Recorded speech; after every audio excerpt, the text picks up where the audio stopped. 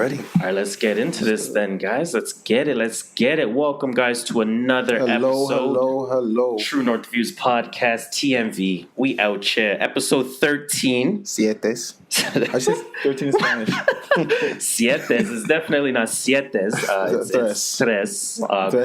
We did our Googles beforehand, but you know what it is, guys. Episode number 13. Some would say it's bad luck. We would say it's good luck. We'll get to that in a little bit. But definitely, guys, we appreciate you rocking with us. To the new listeners, thank you so much for tuning in. For the returning listeners, thank you for kicking it with us for another week. We really do appreciate that.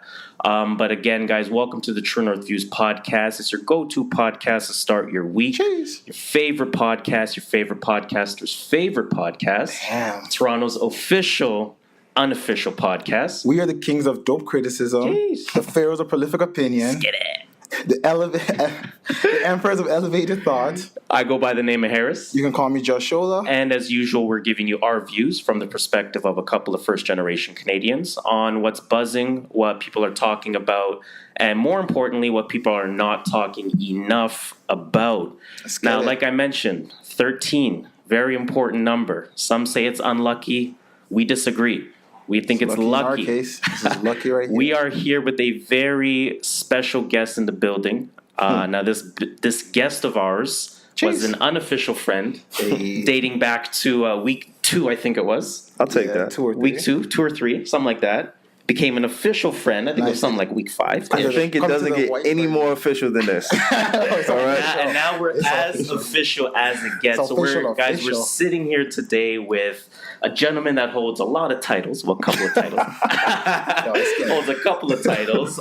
You are, of course, one of the main mics on the Need to Know podcast. Yes, sir. Also a main contributor to the Joe Budden Podcast. Yeah, a little bit. But most importantly, we're now giving you the title of the first guest. Wow. On the True North Views Podcast. That is a lot of titles, man. That's 3 titles. Give it up for Savon, y'all. I'm kind of honored. Thank you. Welcome. I appreciate it. I crossed the border. Welcome to the city. You crossed the border. Did you give you a hard time there? Did they give you a hard time? No, they didn't. I'm good. Okay. My record's clean. That's good because, I don't know, Mr. Trump doing some shit there. Now, if I tried to go south of the border, then they might have messed with me a little bit. Is true. But we came up north, so I'm good. I'm good. You're good. You're good up here. So, Savon, man, how you doing? I'm all right, man. How you doing? How you liking the city so far? How's Toronto treating you? I'm liking Toronto. It's beautiful. Like, I could see myself living here if I wasn't in like the heart of the media world. You know what I'm saying? I could see myself coming to Toronto. Okay. Yeah, good weather too. Yeah, it's beautiful. Yeah. We thought it was gonna rain, but it didn't. Like you said, 13 is a lucky number. So 13 is that lucky number. The rain didn't come. So we got a ton of shit to get into now. Before we get into sort of all of that stuff, Savon, we do have some questions for you. All right, what's up? We just want to make the viewers know a little bit more about you. Okay. But also just to maybe give some tips. Anyone looking to start something of their own. Of course, it doesn't have to be in that podcast world. Okay. But it could be maybe any indirect elements that people can apply to whatever endeavors that they're going to do. So I'm going to make an assumption. All right. Assumptions are always good. Assumptions are always good. If you're telling them in advance, you're assuming. Yeah. So correct me if I'm wrong, but what's up? Joe Budden's probably your biggest media affiliate. Yes, you're correct on that. Biggest media. So how did that happen? Yeah. How did that happen? A lot of people ask me this question, and I imagine you get people wouldn't even believe how it happened. I'll give you like I guess a generic version of it. Fair. So basically, Twitter. That's it. I didn't know Joe. I didn't know anybody in the industry. I was grinding. I was working at a warehouse at the time. And I was listening to his podcast because, as podcast listeners, you need the fix. Yes. You know what I'm saying? Like, I don't know. Where do y'all listen to podcasts at?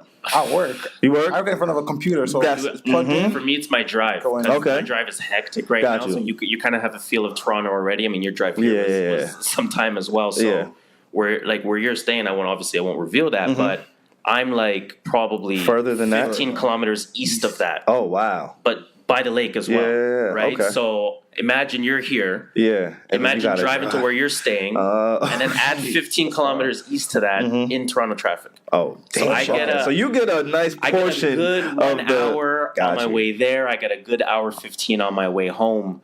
See, I was like a combination. I would listen on my way to work, and when I got to work, I would continue listening. Yeah. So it was Wednesday. I never watched the visuals. I was always an audio guy. That's me right So I'm listening to it. I'm on my forklift at work. And Joe, before I started working, I don't know how long y'all been listening, but Joe, Rory, Maul, they always said, yo, we need an intern on this podcast. We need somebody to do the shit they didn't want to do. Yeah. So they said it on one particular podcast, and I'm like, yo, you know what? I could do this shit. Like, I went to school for it. I do my own podcast at the time I was doing. I'm like, yo, whatever they need, I feel like I can do. It's nothing that I didn't think I could do. So I just hit Joe on the timeline. Yo, Joe, I heard you need an intern. I think I'm qualified for it. I sat on my forklift. About 10 minutes go by. Joe Budden asked me, where are you located? I said, wait, what the fuck? I hopped off of my You forklift. shot and it went in? Like the J. Cole line. Let's change that J. Cole line. You didn't brick.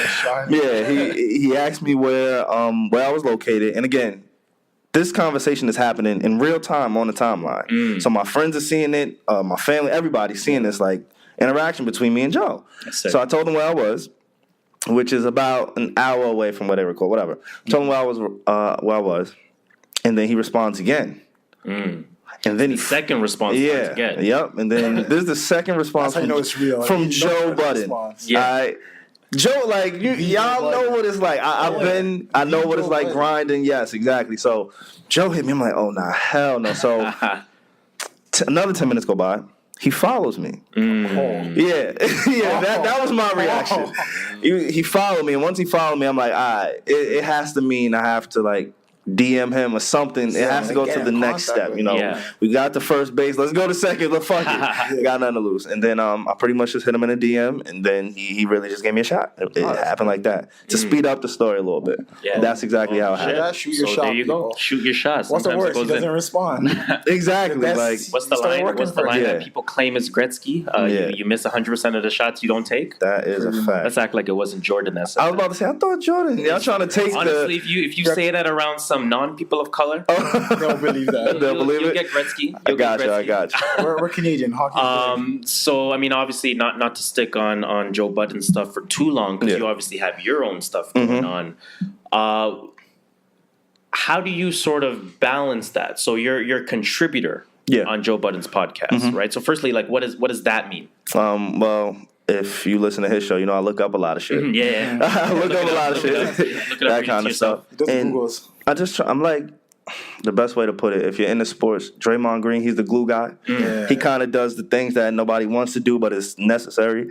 I try and view myself as that. It's a lot of things that the fans or listeners don't see that I do. Like I run to the store, get a slice of pizza for Parks. You know, small things like that, just to keep the guys, the camaraderie. Exactly. Keep the energy up, the spirits up, things like that. Exactly, the small things like that. So that's how I contribute. Obviously, some of the social media stuff, a lot of that. But yeah, anything that somebody doesn't want to do. You know what I'm saying? Like on the tour, I carry some boxes and stuff. No, like imagine Joe Budden carrying boxes for himself. That's crazy. Or Maul is not going to happen. That's crazy. So I'm would be crazy. I'm the guy that does that kind of stuff. That's how I contribute to the podcast. So that's dope shit. So I guess like I was mentioning with the Need to Know podcast, you're I don't want to, disrespect Alex and the lovely Steph X, but you're kind of the main mic on there, right? In that sense. So being the main mic on there and having to contribute to Need to Know, and then having all the contributions with the Joe Budden podcast, do you find there's conflicts sometimes? That's a great question, actually. Sometimes there are, only because when you have a major topic like the Drake album, we all know Joe's covering that. Me trying to do my own podcast, it's only so much I can cover that he didn't. If you listen to my podcast, I never try and cover things exactly how Joe covers it. Exactly. I never try to cover the things that he does. It's easy to do that. Exactly. It's so easy. And if you listen to Joe, like 90% of the people that listen to us, let me not say 90, I'll give people more credit. A huge percentage of the people that listen to the Need to Know podcast listen because I'm from the Joe Budden Podcast. Exactly. So I don't want to give them the same content. I try and do it a little bit different. You don't want that wash, rinse, repeat. That might be the biggest challenge. When there's something so huge that we have to talk about, we can't talk about it in the same manner that Joe did because it's like I'm not that guy. Let's use Drake as an example then. Let's do it. We're in Canada. I think it's fitting. And we're gonna do a lot of Drake talk. I wonder how many podcasts start with. Let's start with Drake. Let's do it. Drake. So you know Joe's gonna cover the album. You know he's gonna do his deep dive and make everyone on the planet like 8 out of 10. I didn't know that. I didn't know that. I'm still a fan of the podcast that I work on, and that's what makes it so fun. Like I go into it every single week. I don't know what to expect. You know, I have an idea, obviously. I'm sure if something happens today, you'll know. Yeah, this is gonna get covered. Right. So I have an idea, but I never know like. Joe is a genius. People don't give him enough credit. He's the way his brain works. Yeah, it just functions different. So I don't know anything that he's gonna do or what he's gonna say. Fair enough. But continue with the question. And like you were saying beforehand, it's like also understanding what your repertoire is, right? Of course, like yeah. Joe is that music genius that was and or still is in the game.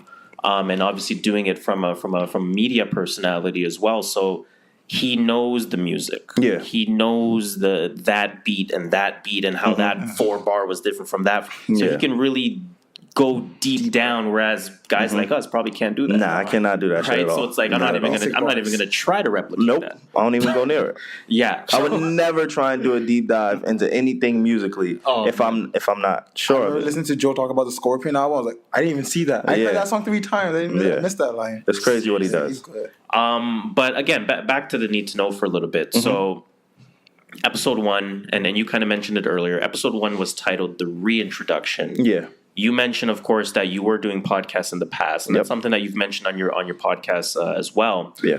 So, sort of a 2-part question: what first got you into podcasting? And second part of that question is, why need to know now? Like, as in, how did it evolve from maybe the previous work that you were doing? Okay, so to answer the first question, I went to school for broadcast journalism. Okay. I used to do a lot of writing. Freelance work. I wrote for Hot 97 before, which are you familiar with Hot 97? Yeah. Okay, I don't know. It's Canada. I got to ask. I'm in a different country. Well, Hot 97. You might not know Flow 93.5. I don't. Wait, it's still Flow? It's still Flow. No, isn't it like The Edge or some shit? See, I don't even know that shit. I don't even know it either. We don't know it ourselves. Nah, let's do it. Fair enough. So yeah, I did a lot of freelance work. I was doing writing articles, interviewing upcoming artists, all that kind of stuff. Pretty much just grinding it out, trying to find my way. And writing was that first thing that really introduced me into, I can give my opinion without writing. You get what I'm saying? So I started out with writing, and then I went into broadcast, and I got introduced to podcasts. I want to say The Brilliant Idiots was the first podcast that I got introduced to because of Charlamagne. Yeah, Exactly, because of Charlamagne, and then I was familiar with Andrew Schultz. Yeah, Andrew Schultz, exactly. He's hilarious. So funny guy. I got into them, and then once you get caught in like that cycle of the podcast, it's like, where can I get another one? Oh, this, you know what I'm saying? Then you find the ones you like. You kind of filter out the ones you like, the ones you don't like, and then it just became a battle between the Brilliant Idiots and Joe's. Those are my 2 go-to. Those are the ones I listen to. Then I'm like, you know what? I'm in school. I have access to a studio. I have like-minded people that may want to do it. Let me try my own. That's it. So yeah, that's pretty much how I got introduced to it. It went from writing, then I took a little break from writing, and then I started my own podcast. So that was that. Good stuff. So how would you then, with Need to Know, again, you sort of mentioned some of those things already. It's what you need to know, it's where you need to know, like things that people don't talk about enough. Yeah. I guess the question I'm trying to ask is that, like, how do you sort of differentiate yourself because when you think about, like you said, you get into that podcast atmosphere where it's like, where's the next one? Where's the next one? Yeah. And I'm sure a lot of people, when they think to themselves, where's the next one? They'll listen to something and then they have a first opinion by it within the first 5 minutes. Yeah, of course. Right. Yeah, so that's the trickiest part. Yes. Because I feel like, how do you navigate that? For my podcast, it really doesn't, not that it's not good, it gets really good in the middle of our pod. Like, we really take off, we find our flow like 15 minutes in. Absolutely. And when you're trying to start a podcast, it's hard to capture people within the first 2 minutes. 100%. You know what I'm saying? Like, that was one of the struggles that I found. To go back to the question you asked about the reintroduction. Yes. I was working with one of my guys from school. And again, I was in school, I was working, I wasn't making any money, so we really found it hard to make a commitment to doing a podcast every single week. As I'm sure you guys know, it's not easy to push out content every single week, be original, be entertaining, all that stuff. So I had my struggles with that. And it kind of just faded out naturally. And that's why it's like the reintroduction, because I was podcasting almost 2 years prior until episode 1, the relaunch. Yeah. So I was doing it. Nobody was just listening. Yeah, like, you know, I just didn't have it. I'm kind of almost at 120 realistically, but nobody really was listening. It was a whole new group, different host, everything. The only thing that's changed, or the only thing that's remained the same from the old Need to Know to now is me. Everyone else has pretty much changed. So how did the two co-hosts, how did we get them on board? How did we get Alex? How did we get Steph? Alex and I, we met in school. We did a Drake review. Wow, crazy. This guy Drake. It's all Drake. This nigga, holy shit. Drake. Goddamn. Yeah, when Views dropped, this was when Views dropped, Alex and I, we did a school project, and we did our podcast. Again, I was extremely green. Like, I didn't know how to podcast. He didn't know anything about podcasting. We just wanted to do a track-by-track view. Alex, as you may know, is a Drake stan. At the time, I didn't know. I just was like, yo, let's do it. He's like, all right, let's do it. So I'm ready to have some arguments with Alex.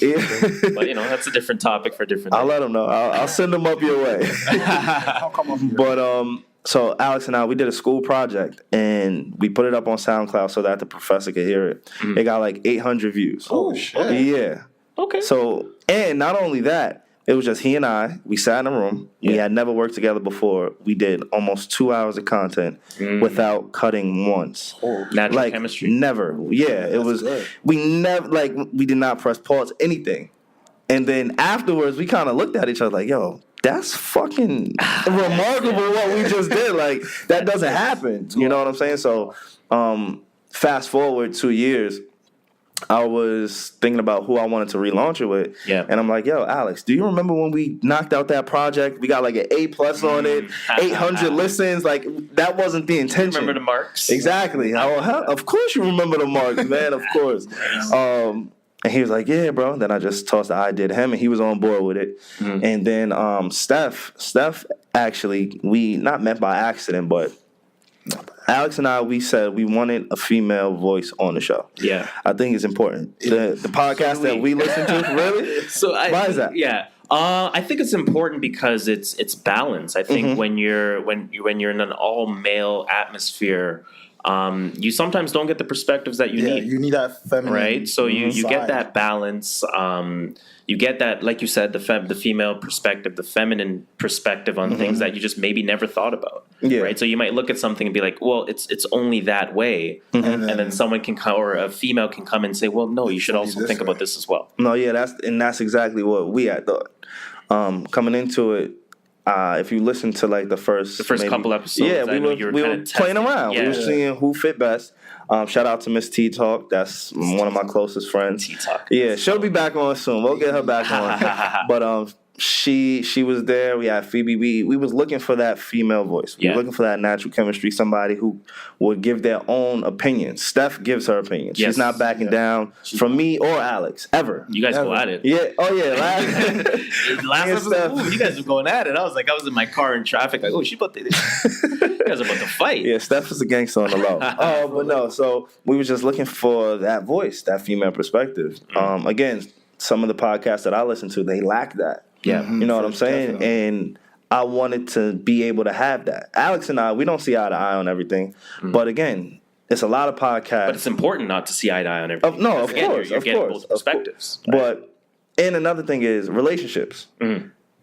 We can't give adequate, advice if we don't have a woman to speak. Yes. You know what I'm saying? Yeah. So that was something I know, need to know. I really want to try and dip in every single aspect of life. Right. Not just, hip hop, music, entertainment. It's fun. It's cool to talk about. Absolutely. But then there's also times when it's what does she think? What does a woman think? Mm-hmm. And that's why she's so important. But I was introduced to her by Chris Brown. Yeah. Our videographer. The new Chris Brown. Yeah, new Chris Brown.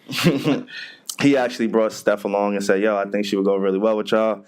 And then it just kind of clicked. Okay. So, you kind of answered my next question, too, already. So you said that, really making sure that you cover those topics beyond music, cover the topics beyond entertainment, beyond just kind of your typical topics, if you want to call them that. That was important to me. So as your podcast continues to grow, because episode 1, about 1,000, I think at the time. I think you're over 1,000 now on there. Listeners, I think you peaked at about 11,000 and still counting. How do you use, I guess, that does that growth impact, I guess, the sense of responsibility that you feel? Do you now feel hey, for example, one of your more important topics that people have gravitated towards is your topics about mental health. Yeah. Right? Yeah, so definitely. now is it I feel responsibility to make sure I cover this every week, or is it just maybe not yet? I might get you to ghostwrite some questions for me, bro. This shit got me thinking a little bit. I got you. But no, to answer that question, which is another great question. Yeah, as each week, I feel like the responsibility grows a little bit more. Mm-hmm. People are not only acknowledging me for being a part of Joe's podcast, but now my podcast is starting to stand alone. He's also Savon from his podcast and his views and his thoughts. You know what I'm saying? All of this is happening in real time for me. It's still new. Yep. You know what I'm saying? I'm still at my mom's house. I'm still waking up at 5 o'clock to go to my 9 to This is real life for me. So, right, quote unquote regular life. It is. Right? It is. And it's nothing wrong with that. But when people see me standing next to Joe and Rory, they think, he's out of here. He's doing this. It's not like that at all for me. So the sense of responsibility is growing each week.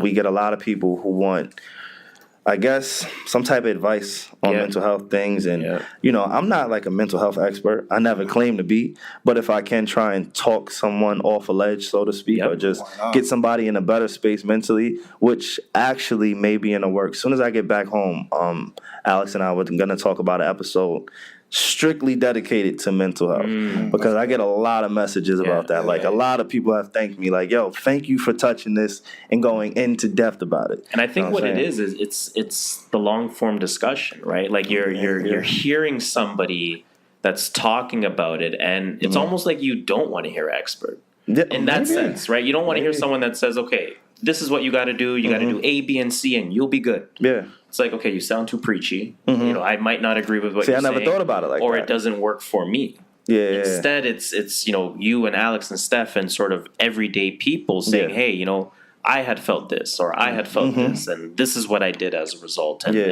that kind of thing. Yeah. Right? And I've been open about it too. That's one thing with me. I try and be as transparent. The last episode, I was really on one. As they were I was honest. You were that's what they were saying in the studio. But that's just who I am. The thoughts, the things that I say, as crazy as it may sound, I'm not doing it for anything other than this is me. So there's been times when I've been completely transparent, about going to therapy, talking to a therapist. That's real life. You know what I'm saying? Feeling depressed. That's real life. It's happened. And again, I'm a regular guy. So maybe that is why the mental health stuff kind of sticks with people, because I'm not trying to diagnose someone with anything or diagnose myself even. I'm just... I think there's value in that, right? If I'm... Let's say I'm trying to lose weight as an example, and I find something that's worked. And you don't need to lose weight, bro. You're making me feel like I need to go run. Yo, do you want me to go run around the track, bro? Come on, man. I see you every Sunday. What is it? I see you. Yeah, I'm trying. I see you do your track thing. So let's kind of get off the question away for a little bit, because I do want to shoot some shit with you with some of the topics that we have. I actually got questions for y'all. Let's hear it. Just a little bit. Let's do it. We're being interviewed on our own podcast. I mean, not interview, but just so we get a little feel for y'all. Let's talk. Personally, yes. Let's start personal. You do boxing. How'd you get into that? How long you been doing it? How does it incorporate in your life? Because I know being a boxer takes a lot of discipline. So I'm glad you asked that. So I've been boxing specifically almost a year and a half at this point. I've always been religiously into boxing, just watching it, right? Like, come to his house, watching boxing. I mean, you see what's on my wall. There's no fights on. It's like, no, there's a fight on today. You'll find a fight. There's something to watch. There's a British card on somewhere. But no, I've always been into boxing, and for me, it was always like, you know what, one day I want to do it. But this was back in the day where you could easily find a gym at $10 a month. Right. And I know that there's kind of a resurgence of that nowadays, but I was in a gym where I was paying $10 a month, and they didn't have boxing. And boxing gyms are somewhere around $100, $150 a month. Wow, So I'm like, you know what? That's not happening. Right? So for the longest time, price is what stopped me. And then when my local gym closed down and I had to move to Good Life at $50 a month, and then I said, fuck Good Life. And then I looked at other gyms, and everything else is $70, $80, $90 a month. I'm just like, you know what? Now's the time to do it. Now's the time. I'm making a little bit more money at the job. So you know what? I'm just gonna bite the bullet, and I'm just gonna pay the $100 a month. So I've been doing it for.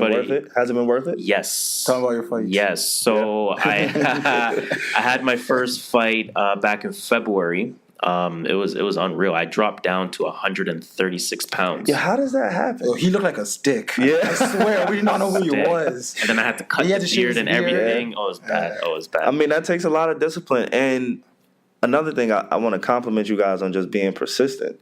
Like, you guys are getting the attention of people in the States. You get what I'm saying? And that's dope. Yeah, you know, like, that's what we're trying to do. That's it takes a lot. Yeah, for me, in my opinion, because I know when I was trying to come up, nobody was looking at my shit. Yeah, so it's something that y'all do have going on that Steph's coming to me about, because I don't like. I'm not a braggadocious person. I'm not gonna go, oh, these guys from Canada's checking. No, it's thank you, I appreciate it. But now when Steph comes to me like, yo, the True North Views, I'm like, yo, I spoke to those guys. They're cool. You know what I'm saying? So you guys are doing something, and I also saw you had added some other people in the unofficial friend. I'm not sure. Was it Miko Grimes? Somebody retweeted you, and I was like, wow, they're really catching people's attention. So whatever y'all are doing, continue. So with that, it's crazy. What it really comes down to is just understanding the person.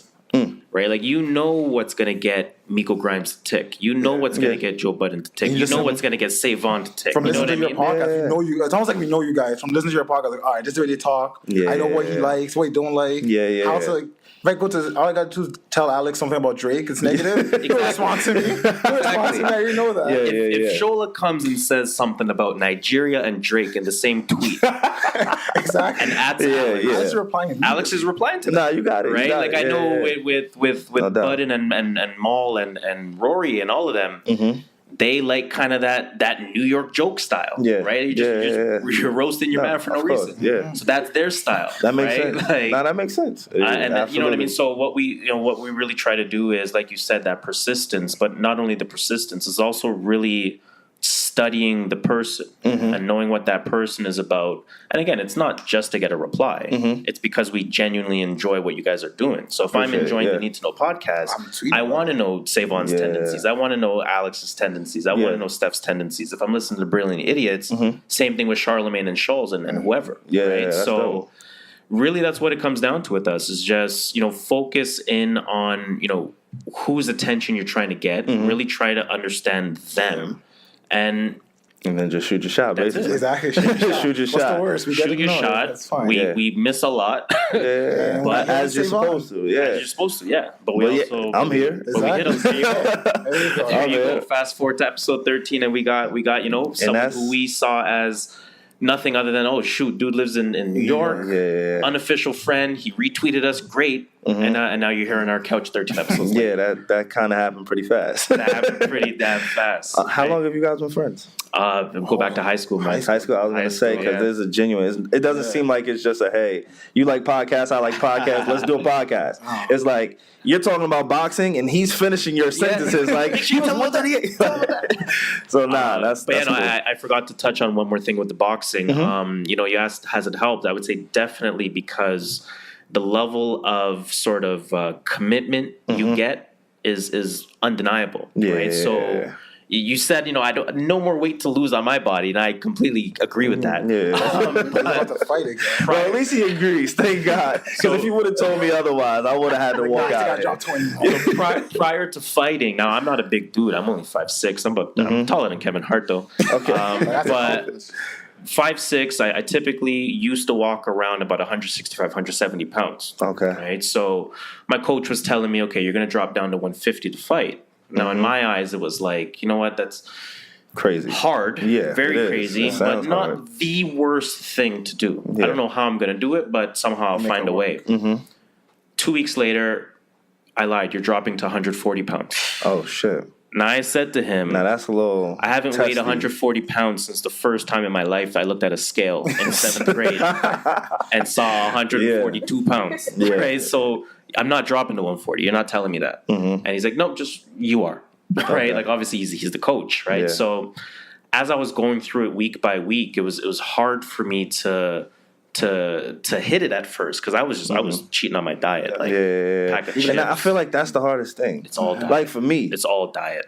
It's the hardest thing. 100% diet. Like, anyone that'll tell you it's 90% diet, they're almost lying to you. It's 100% diet. Yeah. Okay. Right. I mean, so that's good advice. Shit. I started to learn how important the diet part of it is, and then at that point, it's just you create such discipline for yourself. So when something looks hard or something seems out of reach, it's like, no, if you're just focused on it and you do it incrementally, step by step by step, you will meet that goal. Yeah. So I always apply it to my life now when I think about, like, okay, work might be hard. Oh, I'm not, I don't want to say what I do, but I'm not reaching out to this person. I'm not successful on this day. I'm not successful on that day. And rather than giving up, it's like, you know what?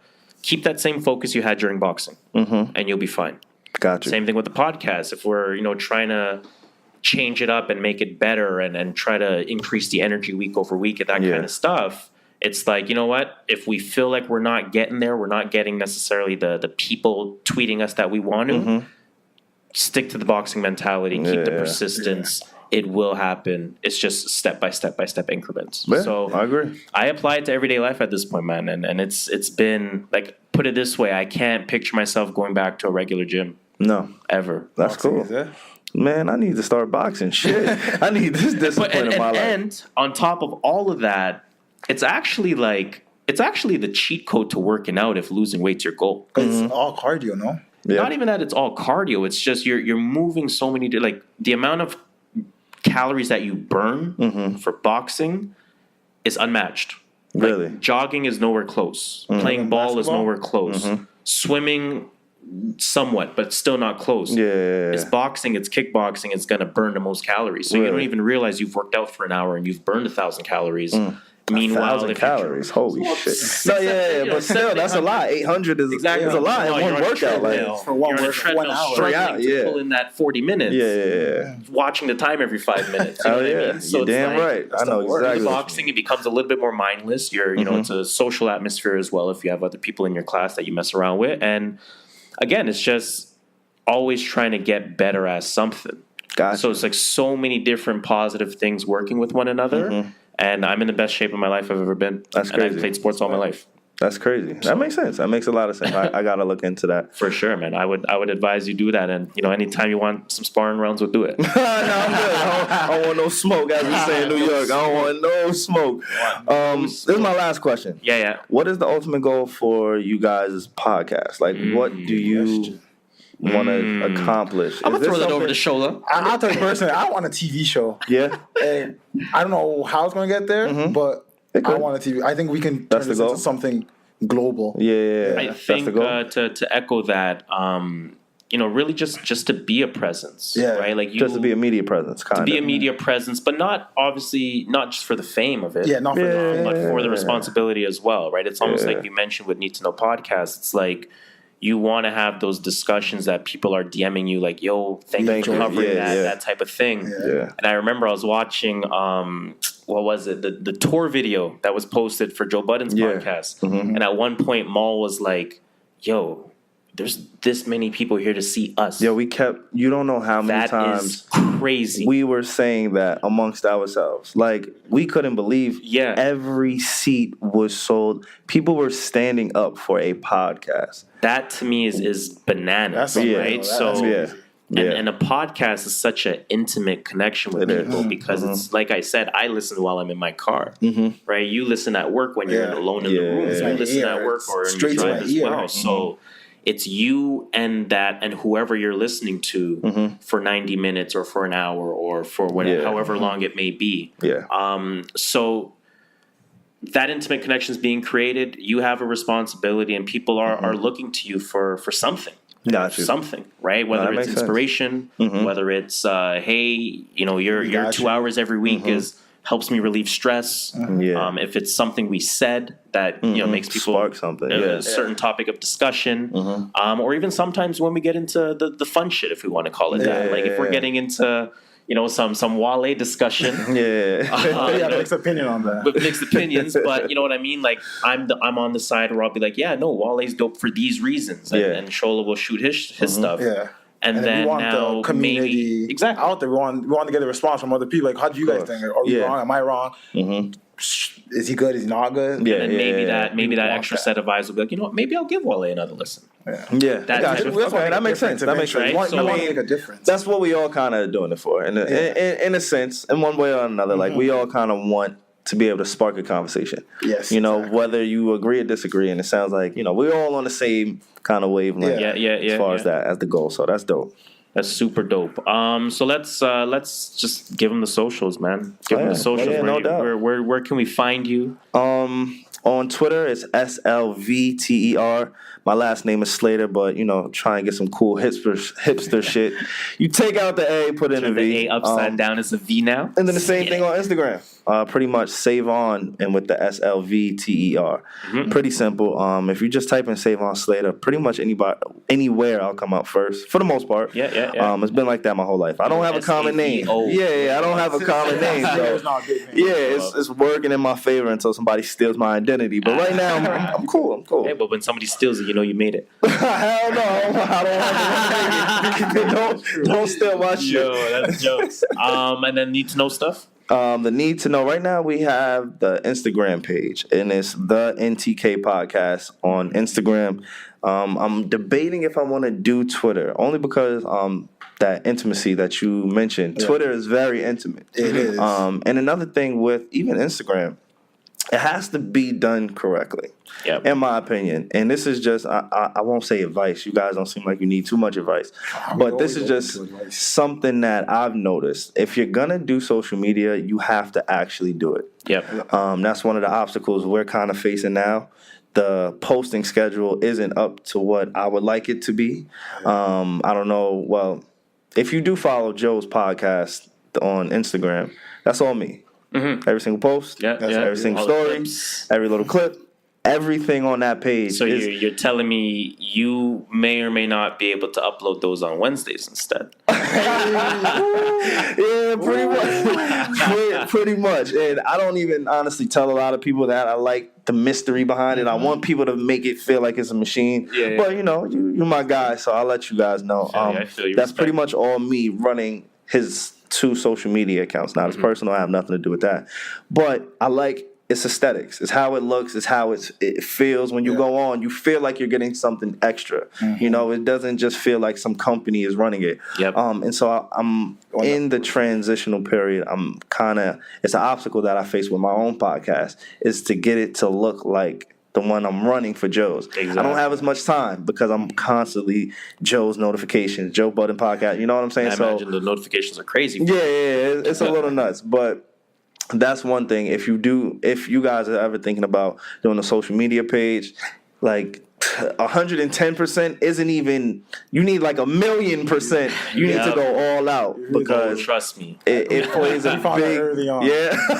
We've hit that hurdle. You can't just go off for 5 minutes and go off. It's like, no, it's hard. It's not easy. The thing that made Joe's easy is he already had a built-in audience. Yeah. You know what I'm saying? Like, I mean, Joe Budden TV has been around for a long time. Exactly. Right? I was kind of just adding a little something to something that was already established. My podcast is an upcoming, growing podcast. Yeah. So why do you want to follow me personally and follow a page for something? You know what I'm saying? Like, if I have 3,000 followers, why do they want to follow a page that has 78? Exactly. You know what I'm saying? If you're going to get the same shit, I'm still going to promote everything on my page like I do on the podcast page. So that's just a struggle I'm dealing with right now. But we'll figure it out. We'll figure it out, man. Hopefully. So, the socials, that's kind of... If it gets deactivated, you know why. You know why. You're figuring it out. But no, we're sort of facing the same thing, right? I mean, with us, it's more on the YouTube. We're trying to figure out exactly how to get that shit is even trickier, bro. Animal. I wish I had some advice. Oh my God, that is a different animal. But you know what? We're trying. And you know, we appreciate you kicking it with us, man, spending that time today and just, you know, giving some really good advice. No doubt, right? Like, I think a lot of listeners that are tuning in, you know, some of them may be wanting to do their own stuff, or some of them just their own personal endeavors. And I think, like you said, you know, all the different pieces of advice you're giving can really help them apply some of that, right? So, you know, we appreciate that, no doubt about it. Do you want to move on to some stuff? Yeah, let's talk about something. Let's get some pop culture shit going. So we got all the non-entertainment stuff. So let's get into some of the entertainment stuff, man. Now you talked about this on Need to Know. Yes. The Drake and the Shiggy. $250,000. Yeah. $250,000. That's a lot of money. That's a lot of money. Didn't give it to him. Did he really? Wait, Shiggy said what? You say Shiggy didn't? Oh, that's what Shiggy said. Yeah, Shiggy said he that's did of it. the IRS. You can't be on the IRS. You can't let the IRS. He also doesn't he still live in the hood? Yeah, he lives in the hood. He can't be out the here. money that Shiggy did not receive from Drake. What do you guys think about that? Like, what do you think about the dollar amount? Should have been more. I think song's number one in the world. You think it should have been more? Song's number one in the world. I think Drake should have OD'd and put give him $1 million. $1 million. Really, $1 million? Yeah. Well, Drake probably won't give him $1 million, but I think it should. But why do you think that's a lot of money? Song's number one. I still created the song. If I'm Drake, it's like, you know, this is still my song. Like, so what I would think about is like, how many extra streams and or purchases of my song did I get as a result of you? And let's say, and maybe I'm just throwing arbitrary numbers. If I made an extra $5 million, I was going to make $2 million anyway, but now I made $7 million off this track. You think you should get one? Yes. I mean, probably not well, one. in Drake's defense, $750,000 million. Now that I'm saying that out loud, I'm like, oh shit, not $1 million.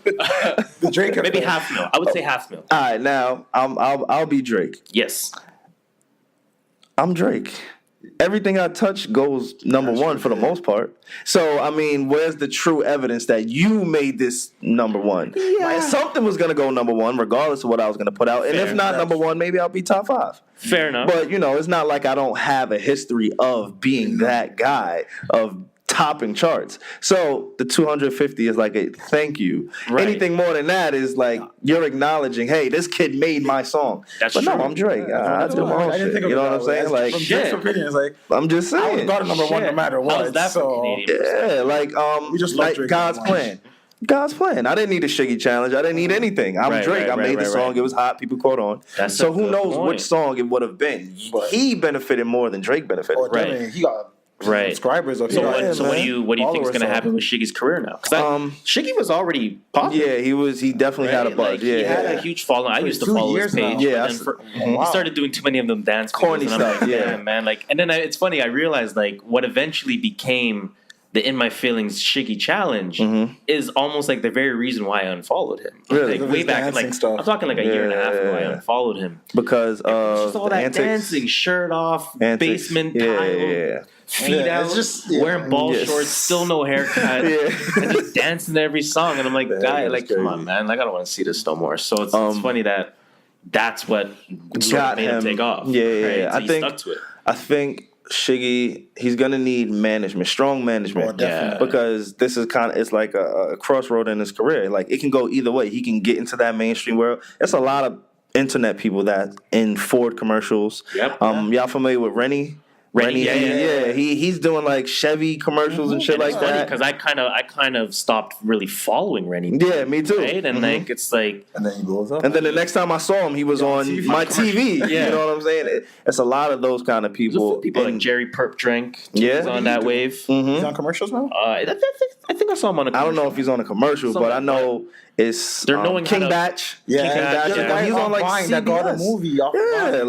It's crazy what these people are doing off of social media. So I think for Shiggy, it's just continue doing what he's doing, management, and don't oversaturate yourself. Don't do too much. Yeah. Because Shiggy, he seems like, and I don't know him personally, but he seems like he could be one of those people that burns himself out because he's so anxious and excited to be in a moment that everywhere he's dancing. Everywhere he's doing something over the top that's like, come on, bro, you're doing a little bit too much. You know what I'm saying?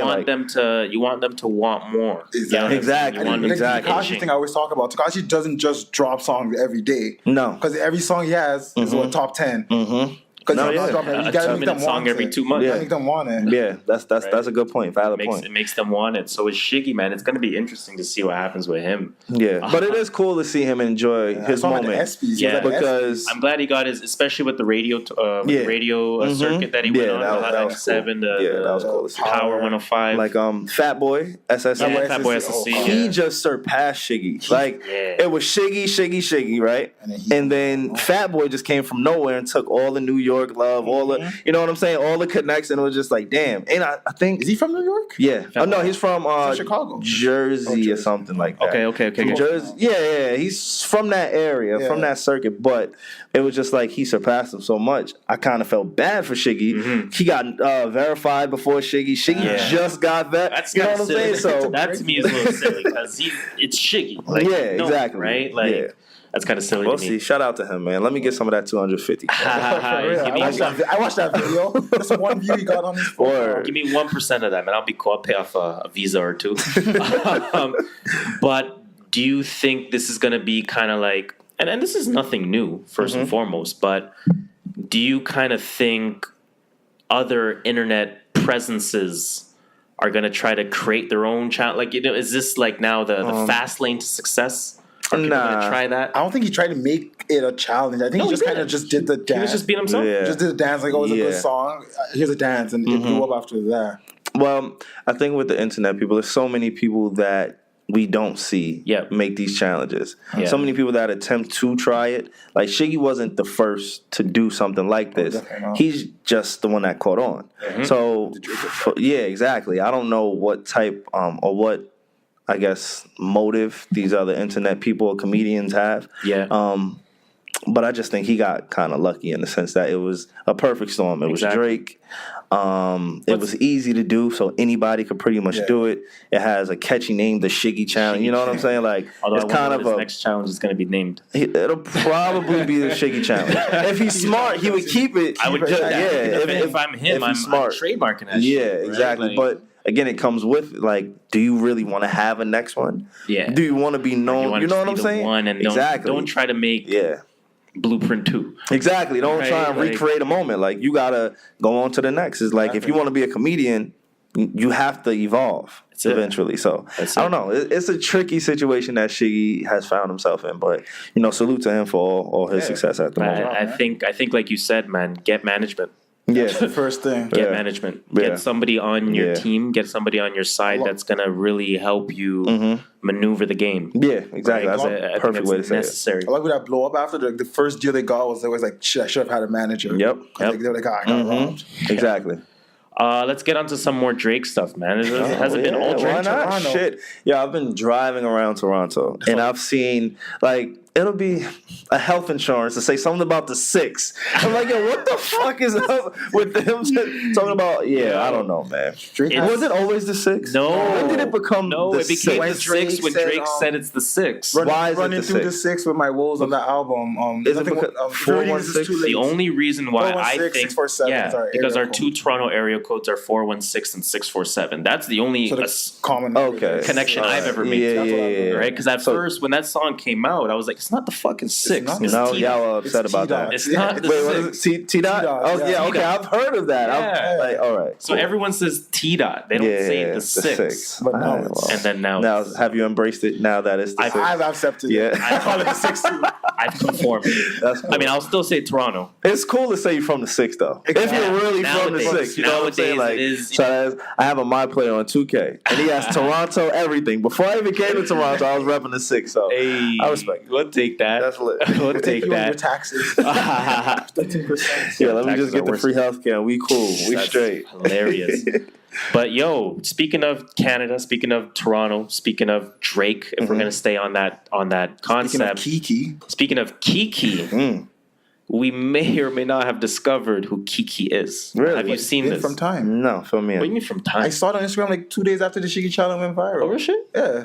Fuck. Okay. Well, an article came out a day ago or 2. Yeah, I'm not up to date on any of this, so y'all can definitely fill me in. So, people, I'm going to read some of the article. People think they have found KEKE from Drake's In My Feelings challenge. Okay. Many people have come to the conclusion that the Canadian musician and TV host, now this is someone that used to host 106 in Park. This was after 106 in Park was already. This is when Bow Wow was on 106 past his prime. So it was Bow Wow and this other person. So for those, of course, that don't know, I'm talking about Keisha Shante. Toronto's very own. Again, Canadian musician. Nice. She was on 106. Was she on Degrassi or some shit? No, she was on Degrassi. I don't know. I know Degrassi, trust me. She was a big name. She had like a few. Like in like 05, she was a big name in Canadian media. And that's who is speculated, or has it been confirmed? Did she supposedly date Drake a while ago? Supposedly they dated back in the days. Keisha Shante. Oh, she's pretty. She's cute. Yeah. She looks like Drake's type. Yeah, for sure. Drake definitely has somewhat of a type. Drake just goes to anyone nowadays, man. But apparently it's Keisha Shante. Now, I don't know if this is true or not. I don't care. Let's just act like it is, right? We know that, of course, he talked about Georgia Smith on the album. We know that it's alleged that he spoke about Rihanna on the album, too. Yeah, I didn't know about the Rihanna. Said she felt away. Really? About like some of the lyrics were directed towards her. Oh, I didn't know that. Wow. I think there was that one song where Drake was talking about like a fling back in 2016 or something like that. Oh wow, I didn't catch that. Something like that. See, I'm not Joe, man. I can't catch these Drake cryptic lyrics. Like, it's not me. So I mean, I guess add another one to the list. KEKE has been identified. It is Keisha Shante. Now, does she get paid? Should she get paid? Do y'all think she should get paid? No. If it is her likeness that's being used in the song. It's not likeness, it's I would say no. But if it's directly talking about her, it's not like he just said KEKE and this could be applied to any KEKE. I think if we know it's her, then you don't think she should get paid? I think if she was publicly known as KEKE, I still say no. Then I would say yeah. I'll say no. What do you mean? It's my what song. What if I do a song, Shola? I'm not even gonna sing the rest because that's the But what if you're saying if I do that song and you and I have no contact, and I make a song 5 years later, go Shola, do you? If you have a girlfriend, y'all break up, she has a song and she's screaming your name, and now everybody in the world knows who you are. You're identified. They're screaming your name. I'm asking for my money. So that's what I'm saying. There you go. Does KEKE deserve some money? I'm going to say no only because she's not publicly known as KEKE. No. If that was like her official nickname where she was on 106, it's your girl KEKE. Man, I didn't watch 106 at that time anymore. So maybe she's doing that. But I'm going to say based on what I assume, which is that her name is not KEKE to the general public. Yeah. That's going to be a no. It's a no for me, It's a no for me, dog. I've rapped about her before. It's a no for me, dog. Supposedly on a track. I can't remember what track. But I remember reading it somewhere and saying, is Drake talking about Keisha Shante on this track? Okay. And there was a track. I don't know, man. I think he got to cut the check. Without then he had to do to all the shit. He got a lot of checks. Georgia Smith got to get a check. But he's getting but he never said her name. We don't even know. Like that's speculative. KEKE is saying KEKE. Do you love me? Yeah. Clearly no, so why you got to check? Nah, I don't know. I'm just trying to give away Drake's money, man. I don't know. He can keep his bread on this one. Building a house out here in Toronto. Whew. Yeah. That shit is huge. Oh, I've seen that. Yeah. Right on the Bridle Path. Of course, it's Bridle Path. Yeah, I saw that. Prince had a house on Bridle Path. Really? That's like where. Isn't that where he grew up? Where the big houses are. Yeah. Up at Forest Hill. That's where he grew up. Across the street from Forest Hill. Across the street from Bridle Path. Oh, so he did grow up with somebody. Yeah, rich area. He DeGrassi. How was his impact for Toronto, for you guys? Because like I wouldn't say he's the first. I don't want to disrespect and say he's the first superstar, but to first me, megastar, to me, in the States, like he was the first person to really rep Toronto and kind of put it like. I don't, honestly, subconsciously, I don't even know if I would be here vacationing if it wasn't for him bringing that attention to Toronto. I saw that on the news, CP24. It said Drake resulted for 5%. Wasn't it more than that? Was it? I thought it was 5% of Toronto's tourism just because of Drake. And I could believe it because I think it's like the revenue Toronto makes off of tourism. I think they can equate like 20% of that to Drake specifically. Because he kind of made it cool. Yeah. Like, you know what I'm saying? For me, again, I've never been outside of... This is my first time outside of the country, period. Yeah. So I've never been anywhere outside of the country. Shit. But was he the ref? We had Cardinal official. Like we had some people rep but he wouldn't make me want to come here. That's the thing. You know, like he has good music. Drake. But the way Drake makes Toronto seem, it's like, yo, I got to see what this shit is about. Like, it's not too far from New York. He really made it seem. And another thing, I got to tell you this. I'm extremely disappointed. With like, what? My heart's almost broken that hookah is not a thing out here. I am fucking pissed off because I'm a huge hookah guy, and Drake makes hookah seem like Toronto's streets are filled with the smoke, and there's nowhere to be found. It was smoke. They banned that shit, man. They banned that shit. They'll do it in the greater Toronto area. Okay. So technically not in Toronto. Like technically we're in Mississauga right now. Technically. Right? So technically it's legal here. So you will find more shops in the Mississauga area. You'll find more shops in the Richmond Hill area, which is kind of the northwest part of the town, or northeast I should say. But yeah, in the core in the city, no shisha. Yeah, that was kind of disappointing. I can't lie. The government controls a lot of stuff here. Alcohol, they're about to control our weed. Yeah, really. They just legalized it, but government's gonna sell it. Damn, that's fucked up. But we got free healthcare, so so you good. You real. We pick our battles. Hey, that's the thing. We pick our battles. We pick our battles. There's give and there's take. I'm not mad at that. Did you guys listen to the new Chance? New Chance. No, I'm not even a fan of Chance. Yo, I'm on the same I'm not even a fan. I love Chance. I'm not. I love Chance. Let's talk about that new Chance shit. So Chance released 4 new songs.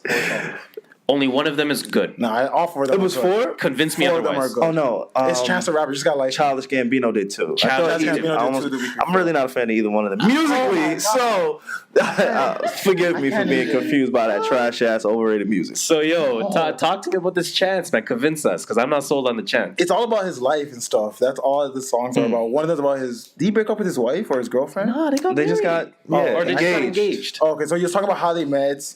What's he talking about his daughter? I don't care. About his daughter? I don't want to hear it. To me, maybe the daughter. Let me not disrespect. Amazing. I wonder if it was like a freestyle, but it wasn't a freestyle. And was it a Kanye West freestyle? Like it was written by somebody else, and then he said it was a freestyle. No, honestly, was it Kanye freestyle or was it like not Kanye? I don't think it was a freestyle. I think he wrote it. Okay, but it sounded like a freestyle. Yeah. That's probably the best one. Chance tracks are hitting, other than one of them. I know you guys don't like Chance. Like, give me the one that I should listen to. The one you should listen to. What's that one called? What's that shit called where he's going at academics for a line? Oh, really? He went at academics a little bit? Well, I mean, kind of. Or academics. How do you feel about academics? You know what, man? I think academics needs to remember his age. And what I mean by that is... he knows his demographic. But his audience is not... His audience are... So, okay, two perspectives, I should say. In terms of his money... He's doing everything right. He's doing everything right. He has the younger demographic. He has their attention. They look to him. He's their Joe Rogan. He's their Charlemagne. He's their Joe Budden. He's their whoever, right? But at the same time, he's our age. 27, 26, how old are 28, something like that, right? So you're not that young. You're not that disconnected from 90s hip-hop and early 2000s hip-hop. So why do you act like you're clueless towards it? Well, you could tell he didn't really get pussy in high school. Like you can tell he was one of those guys who kind of just found a niche and now he's running with it. he's fitting in now. You know, before he probably didn't, and that's just what it seems like. Again, I don't know academics. I've never met him. Know him personally, but it's just like I don't know. What's that? It's a little corny. What's Pharrell's group called? NERD. Yeah. I was watching one of his videos like a year ago, and he said NERD. Who the fuck is that? And I was like, oh, I'm done. Yeah, really? I can't listen to him again. And you can't tell me about music and you don't know NERD. If you're 19, I get why you might not know who NERD is. You're 22, maybe you don't know. But again, if you're 27, 28, like if you're our age type of thing, you know who NERD. You guys say you know the music, but you guys say I know who they are. Okay, that makes sense. That's just why I don't like him. Like, he makes music. He makes his content for younger audience. I'm not that. I'll still listen. I'd still tune in every once in a while to Everyday Struggle though. But it's mostly Wayno for me. Wayno? Yeah, it's Wayno for me. Cool. He's cool. He's cool. I like his opinions. I like Nadeska. She's finding a pocket. She's different from where she was. Yeah, really, she is. Yeah, I haven't watched it in like months. Well, this was the last time I saw her on. I feel like she's finding her like not interviewing, but like hosting pocket. I would like to hear more of her views. Me too, if that was possible. If possible, yeah. I mean, maybe she's just the mediator and. I don't know. But that Chance shit. Yeah, no, the Chance track, the only good Chance track on the entire 4-thing release is called I Might Need Security. I Might Need Security. That's the only good one. That's the standout. That's the one I'll say listen to that's first. The one for you? And then you can listen to the other one. You're a fan. Are you a stan? I'm not. Are you a Chance stan? He's getting really happy talking about Chance. It's okay to be a stan. You have to ask this question. Because I saw Chance by accident, and I was like, yo, I felt like I was on his wave early. That's the reason why I still repping Got you, okay. Because he was touring with Childish Gambino, and I went to the show. And wait, the two of them was in the tour? Yeah. Shoot me now. That's why he said like Childish. Yo, shoot me now. Chance opened for him, and this was in 2012. Okay. So then ever since then, I'm like, yo, he's not that bad. Yeah. I like Chance, but I like his independent it's shit too. Like, if he's independent. Is he independent? I think he's independent. I don't know. I'm not gonna open up that bad. It's a whole new can of worms, man. But yeah, no Chance. I think I need security, or I might need security, whatever the hell it's called. That's probably the only good song. The other 4 songs, of course, one of them is called Walla Cam. I thought it said Wale Cam. I'm not gonna lie. One of them is called Workout. And the other one, I have no fucking clue. Let me do my Googles real quick. That's the one. That's the intersection where his house is. Oh, Walla Cam. 64th and the next one. 64th. Oh yeah. 64th and 65th and Ingleside. Yeah. Okay. They're not about his whatever. I'll give one a shot, and if I like that one, then maybe I'll give another one. We'll play it. Let us know. Listen to that. I might need security. Even though he is kind of trash, and in my opinion. Why is he trash? I think he's just kind of overrated. Like, there was one point, and this pissed me the fuck off. Maybe I shouldn't even have taken this so personal, where the internet was ranking rappers like in tier groups. Yeah. So it was like tier 1 was like Drake, J. Cole, Kendrick. Yeah, epic, exactly. Uncommon. And I kept seeing fucking Chance's name next to Drake, Kendrick, and J. Cole. And I'm like, get this guy he has a fan base. No, but he's not there. That's my thing. He's not even close. Don't put him there. If you want to put him in another tier with, I don't know, like Travis Scott, and I'm a huge Travis fan. I agree with that. Like, that's what it was. I think the internet made me hate Chance. Then, you know what really pisses me off? And nobody talks about? He has the craziest cocked eye. Like, his eye is so fucking crazy. And I've never heard anybody acknowledge it. I haven't even realized that. Really? Have you seen that? Please, one eye, Tracy McGrady, people used to kill him. He has Tracy McGrady eyes. Nigga pulled the T-Mac on him. And nobody acknowledges that shit, and it pisses me off, bro. Oh, shit. Look at this shit. No, go back to the one with the cigarette. He had a cigarette in his mouth. Yeah. Come on, man. It's bad. And even on his album cover, on Acid Rap? I think so. I thought that was just edited. No. Nah, it should have been. This one. Like, that's legit. Gotta see what Acid Rap. What was the album he came out with 2 years ago or whatever it was? Trash music? Let me chill. Can't remember. Remember when people were saying that project was better than Pablo? They said that's what Pablo should have been. Coloring book, something like that, right? That's what Pablo should have been. That didn't stand the test. And that album wasn't it. And people were trying to convince me, like, yo, this album is great. And it may have had 2 or 3 songs for me personally. Yes, I like the one with Wayne. Coloring Book had a few tracks. I think. The one with even the Bieber track went in low key. He had a few, but it was just like, yo, stop hyping this guy to be somewhere musically that he's not. He's a nice guy. People like him. He's relatable. But musically, he's never done anything for me for us to put him in a class where he's put. Maybe the only thing you can give him is the production. Maybe. Yeah. But I don't know enough Chance Productions specifically. I mean, he produces his own music, but I don't know enough, like, that's a Chance What beat. People hyping him up for is just because he's independent. Yeah. And the fact that he's this big and he doesn't have a mixtapes. He doesn't have a major label behind him. People poking holes in that theory. That's what. And some quotations that exactly air like quotes that's where the buzz around him. Or that's where it came from. That's why people. He's not signed. No one's blowing up his music. No one's paying Spotify to put his music in playlists. But he's all right. Fuck all that Chance shit, man. Fuck all that Chance shit. We're moving on to probably the second biggest hive on social media. Oh shit! Beyond shit. The Ciara hive. Oh, yo. I did not know. I was not expecting the Ciara hive. Ciara hive is real? Real. Yeah. It's real. Remember that shit we posted? On Twitter. So we did 2 things. We posted on Twitter the one about level the future shit. I'm good, love, enjoy. Yeah, that one. So we posted some shit about that 2 weeks ago, give or take. And we weren't even saying Future's right for doing this or that or that. And people in the comments were kind of going at us like, really? Oh, Ciara's not worried. You're one of those money. Yeah, really. She upgraded. Really? People, I'm like, Ciara is really out here. Do y'all listen to music or do you just skim through it? Shit. Like, I don't like. Are you listening to the actual clip? Yeah. And then we we reposted that to Twitter, and it's just like one of our most liked tweets and retweet. I'm just like, holy shit, the Ciara hive is real. I think that's one thing that you guys should continue doing. The mystique behind you, like, what's going on. Yeah, I think it helps. Hey, I think it does. We got that Daft Punk. I think it helps, especially in the States when you see True North views and it's Canadian, like that gets us hype. Yeah. I want to feel like, oh shit, somebody's another. I'm telling you, man, I think that works. Just throwing that out. We like that. We're definitely gonna save the notes on this episode.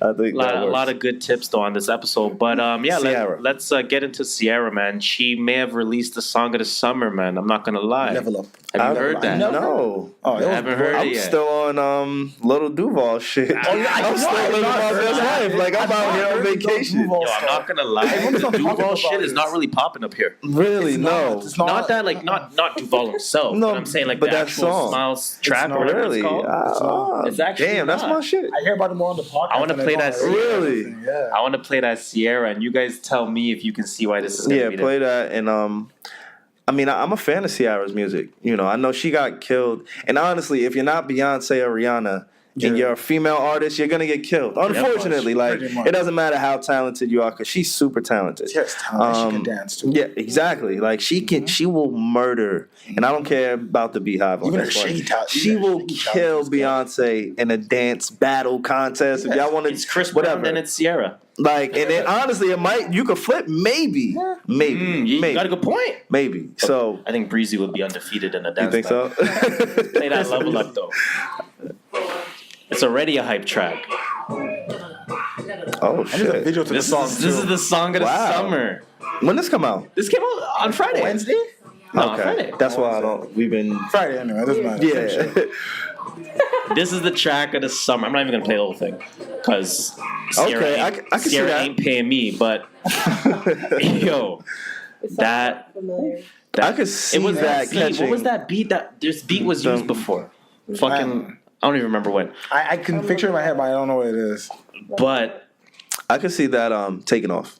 I can see it taking off, and I hope it does. I think she deserves it. I think she deserves another sort of run, like in this like mature Ciara phase of her life. Yeah, that's she's completely happy with Russ and just the kid, and we're good. Well, she had another kid too with Russ, right? I'm not too sure. I don't know. I know he just lost his virginity, so I don't know how experienced he is. Now I mean, like Ciara might bust his ass on the low, but pull out.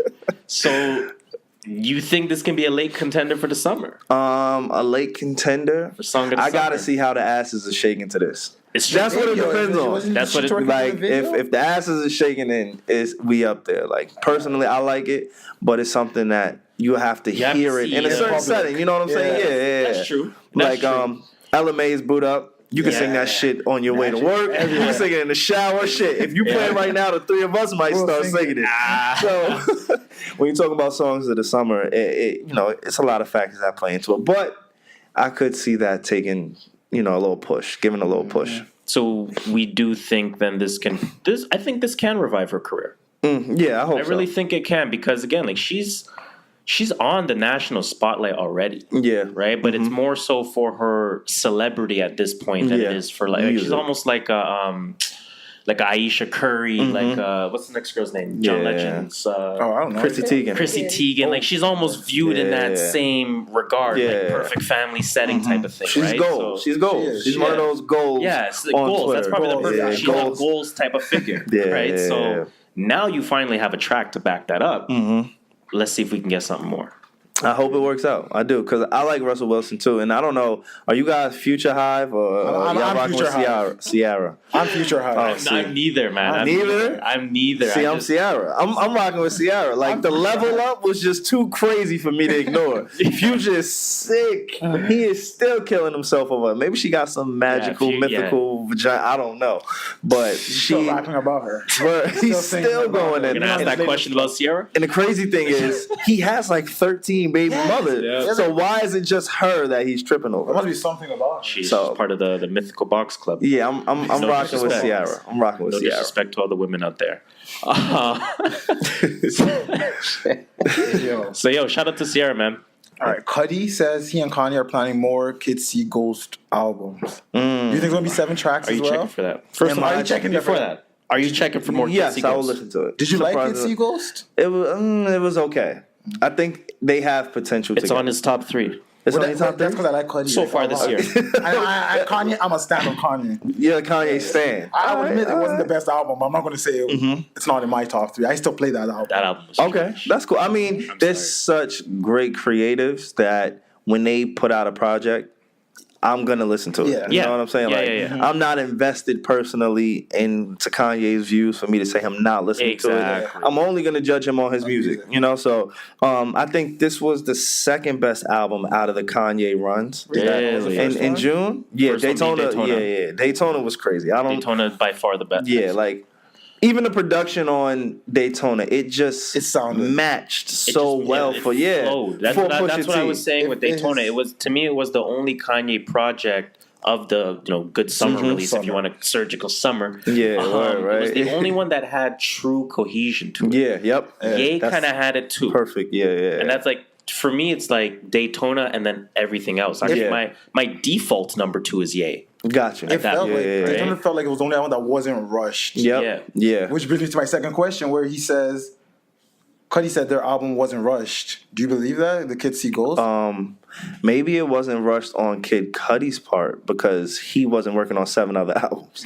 You get what I'm saying? So I think to answer that, even it's almost like everything Tiana's saying. It's almost like everything that Pusha T has said, and that we can also assume for Nas as well.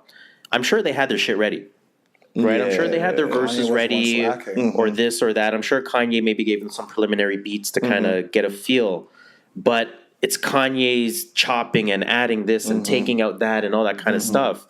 That's where the rush comes into me.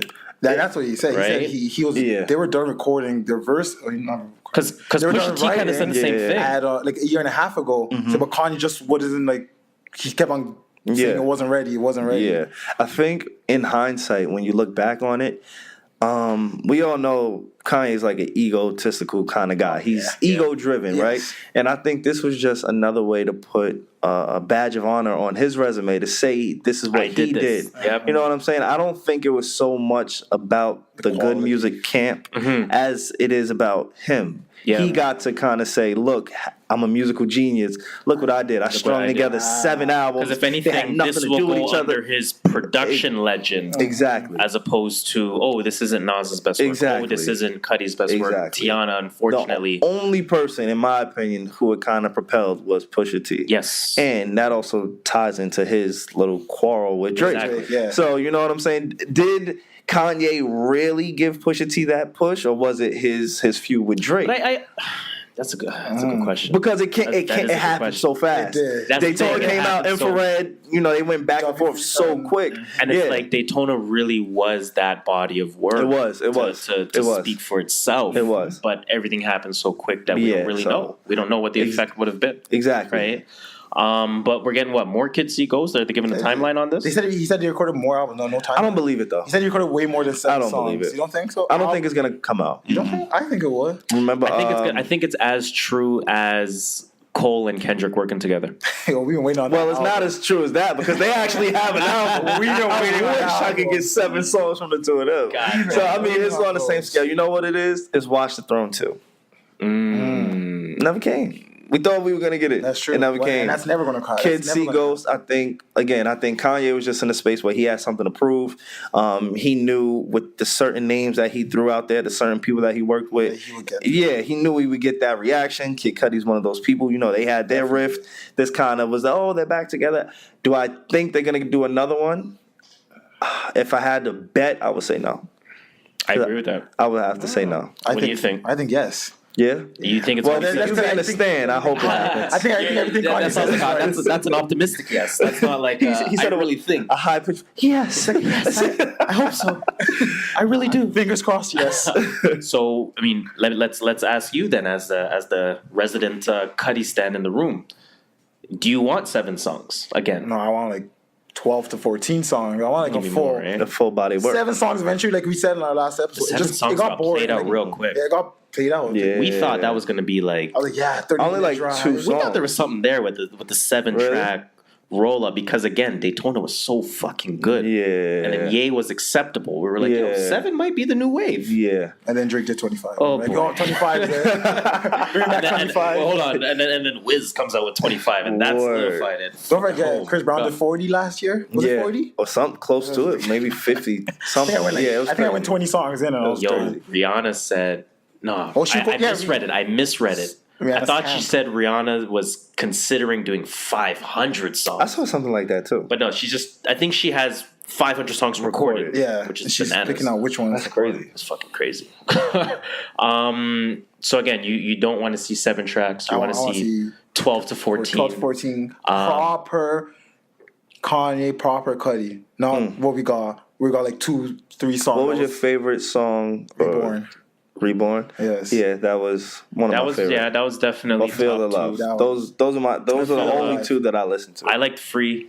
Or what was it called? The part Fire. 2. Or Fire or something like that. I don't know. 070 Shake was on the part 1 on Ye's album. That's Reborn, right? No, that's not Reborn. That's I Feel Free. What's that shit? Kids See Ghosts. Was it Kids See Ghosts? No. Is it Free Part 2 or whatever? Ghost Town Part 2. Yeah, Ghost Town Part 2. That's what I'm looking for. Ghost Town. Got you. But also, it was free. We were tripping. My bad. All the tracks sound the same on that album. Low key. Yeah. That's my problem with Post. They're titled the same. Post Malone's album it sounds like one long song. You said that. It sounds like one long song. Post, yeah. I'm officially done talking about Post. I can't. I knew the stuff he said about hip hop. But then I read the stuff he said about hip hop, and I'm just like, "Fuck that guy." Yeah, man. I'll listen to fucking what's your boy's name that you like? Juice WRLD. I'll listen to Juice WRLD. I'll listen to Juice WRLD if I want to listen to Post because they sound the same. Yeah, they do. Yeah, they're in that same pocket. I thought it was when I heard. I was like, "What Post song is this?" I was driving. I looked like Juice WRLD. Who the hell is this guy?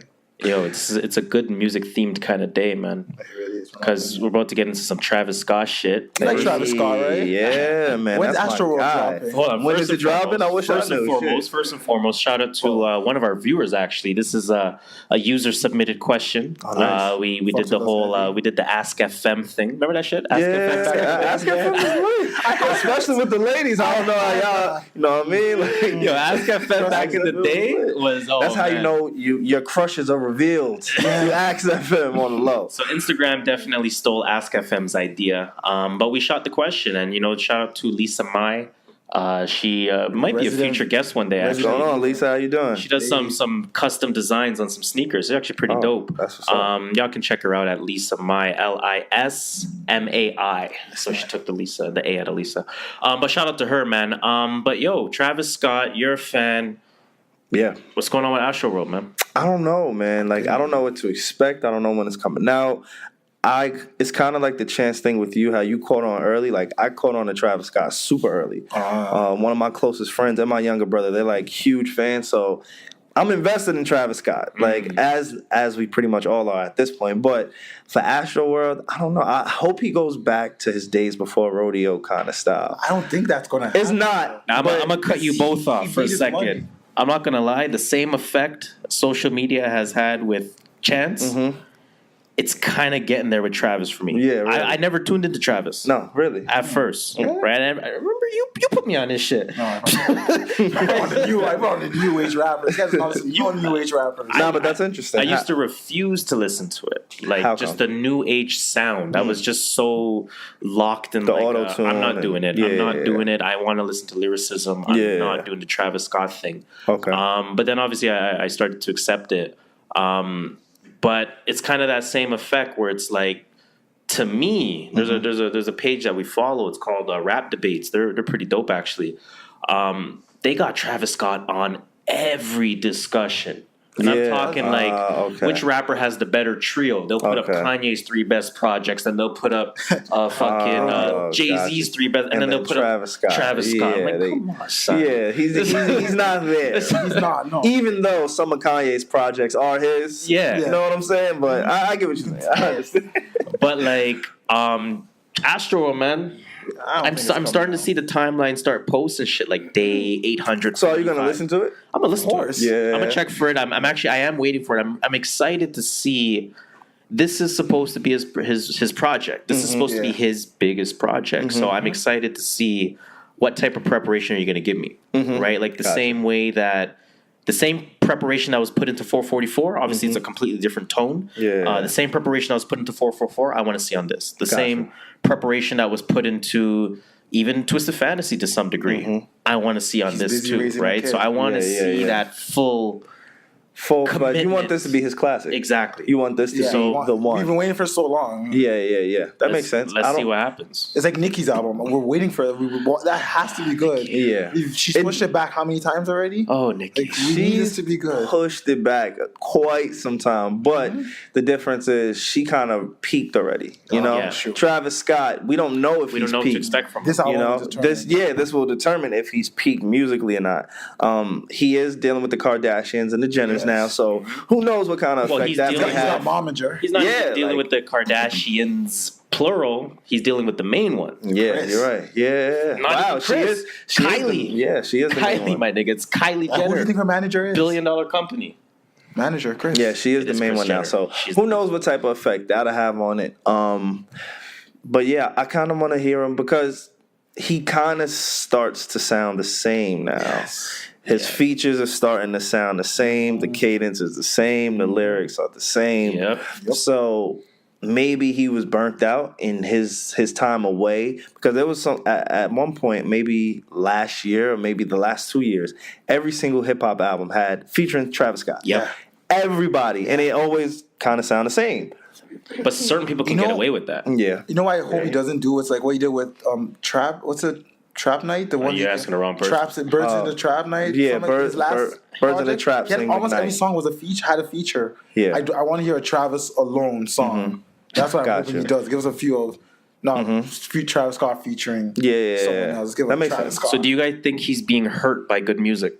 He's gonna have a 7-song album like Good Music. Is he signed to Good Music? Yeah, Officially, He yeah. is? Yeah. Yeah, he is. Oh wow, I didn't know that. I think he is. Do I he's being think good hurt? music is hurting him. I Kanye think. doesn't put enough effort into his artists, unfortunately. But that's the thing. I think the artists that are on the same, I'm not going to say the same because Kanye's legend is unmatched by a lot of people, but artists that are currently in that sort of same space from a production standpoint, I feel like he doesn't give as much love. Right? So I feel like he's showing more love to people that needs him more. Yeah. Right? Like Makes Chance sense. didn't need him. Yeah, right? Tiana like, Taylor kind of needs him. Tiana kind of needs him, and that's where, at least in theory, was supposed to be the big push was for Tiana because she needs him. Pusha, whatever, kind of needs him, but kind of doesn't. Nas didn't need him at all, so obviously he's not going to push that out. Yeah, no, he doesn't. Hey, didn't need him for the production. He doesn't need not what we got on Nas here. He does not. I'd rather get 7. He needs to stay far away from us. I'd rather get 7 DJ Premier songs for Nas instead of fucking Kanye. Yeah, that makes sense. But I don't know. If he's a good fit for good music. I think it's time for him to branch off. Yeah, I think so. Or I think like I mentioned this on a previous episode. If I'm Kanye, I'm taking one more stab. I'm taking one more stab at this 2018 attempt. Like, I want to hear Tiana's real album or polished album. Let's call it that. I think Tiana agrees with you. Yeah, right. I want to hear Astroworld. I want to hear maybe more Kids See Ghosts. There's 3 or 4 projects that he could really focus on for a good winter release. Yeah. Right? And imagine he comes out in November with just flames after flame, week after week. That's what we were hoping would happen this summer. And he disappointed us. And it turned into this. Right, but did he disappoint? He, as a stan, he disappointed you. Yes, I expected better and more. So let's talk about as a non-stan. So are you a stan? No, not of Kanye. No. Neither am I. I mean, I'm a huge Kanye fan. Yeah, I'm definitely gonna be on stan level. Like I can definitely be critical of his stuff. Yeah. Do you feel like he had a successful, let's call it, surgical summer? Do I feel? I think so. You think it was successful? I think we talked about him every single week for almost 2 months. And I think with Kanye, that's what he wants. He just wants to be talked about. He wants to challenge society. He wants to challenge your way of thinking. Obviously, back in the States, Trump is huge. You know, everybody wants to. Exactly. It's a talking point. Kanye likes to be the talking point. Not only was he for his antics, but he was musically as well for the first time in quite some time since Life of Pablo. Yeah. So I think it was successful, and it's just a matter of, do you agree with the way he did it or not? And that's where you can be critical. But do I think it was successful? Success is not your agreeance. Yeah, it's about music. It's not music. It's not even music. It's not just music. Success is, am I being talked about? Am I the topic of discussion? Am I getting the streams? Because people might check for the music as a result of disagreeing. Yep. And am I challenging you to think? Yes. Because that's what Kanye had us doing for at least 2 to 3 weeks. That's a good point. You know, so do I think it was successful? Yeah, I think it was successful. Because I was going to say, hell no. Because I'm thinking musically. Yeah. Right? Like, that shit did not hit. Yeah. For 2 months, we were talking about Kanye. And then even musically, did you listen to all of the albums that came out? Yeah. I did. That's a success. And that's it. Because people check, because you listen, you know what I'm saying? You tuned in. Exactly. Right? The ones that I didn't like, I was like, you know what, I'm going to give this the second or the third spin. Yep. Because it's only 23 minutes. Exactly. So I think it was kind of successful in a sense. It's just a matter if you like it or not. Successful in a different way. It is. I like that. I like that way of thinking. As long as Kanye's successful, I'm good. I'm not mad at that. Yo, y'all think Jay-Z and Kanye are going at it, by the way? I think they're cordial. Like I don't even think they're cordial. They see each other at a party, they'll say hi, and that's about it. I think at this point, they're not checking for each other. Like, hey, how's you doing? How's Beyonce? How's Kim? They're not doing none of that. Okay. Showing those at the party. Oh, what's good? The good thing is that at this point, Jay-Z's talking about it so much. I actually think he's going to come up with another book. Yeah, really? I really do, because like he has a book. I don't know. The book is right there.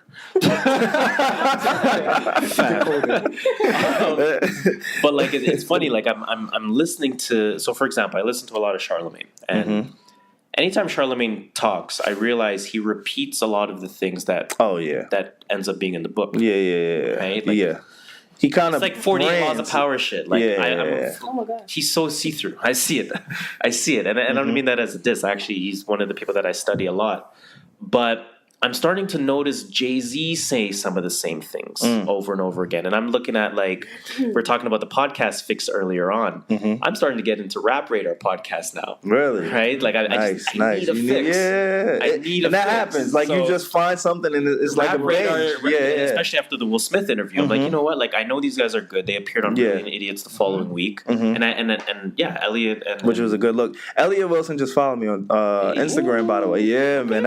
And that's big for me. Again, like let me bring it back down. I'm a regular guy. That's it. So I was actually with my girl when it happened. I'm like, yo, babe, look, Elliot Wilson. She was like, who the fuck is Elliot? And I'm like, yo, you don't understand how important he is to the culture. Like, he requested, and I wasn't following at that time. He followed me further. I was like, oh shit. Okay. And I have my shit private. So he actually, man. Exactly.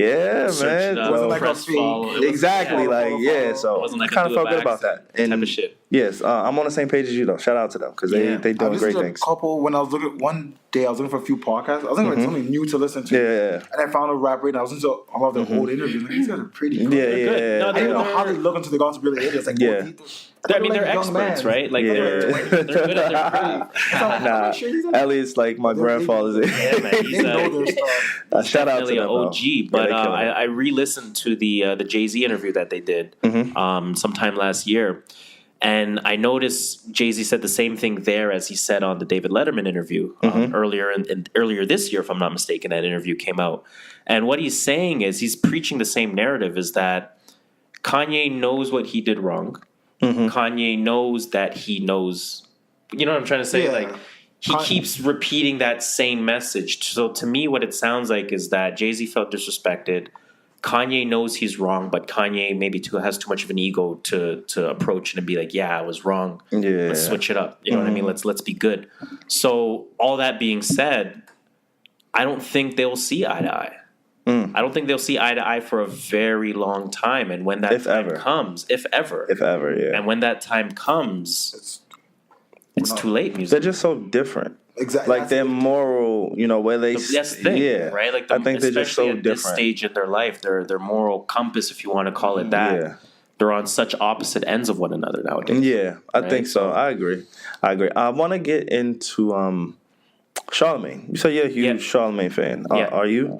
Huge. Yeah. Are you a fan of Charlamagne, the personality, or the author, or...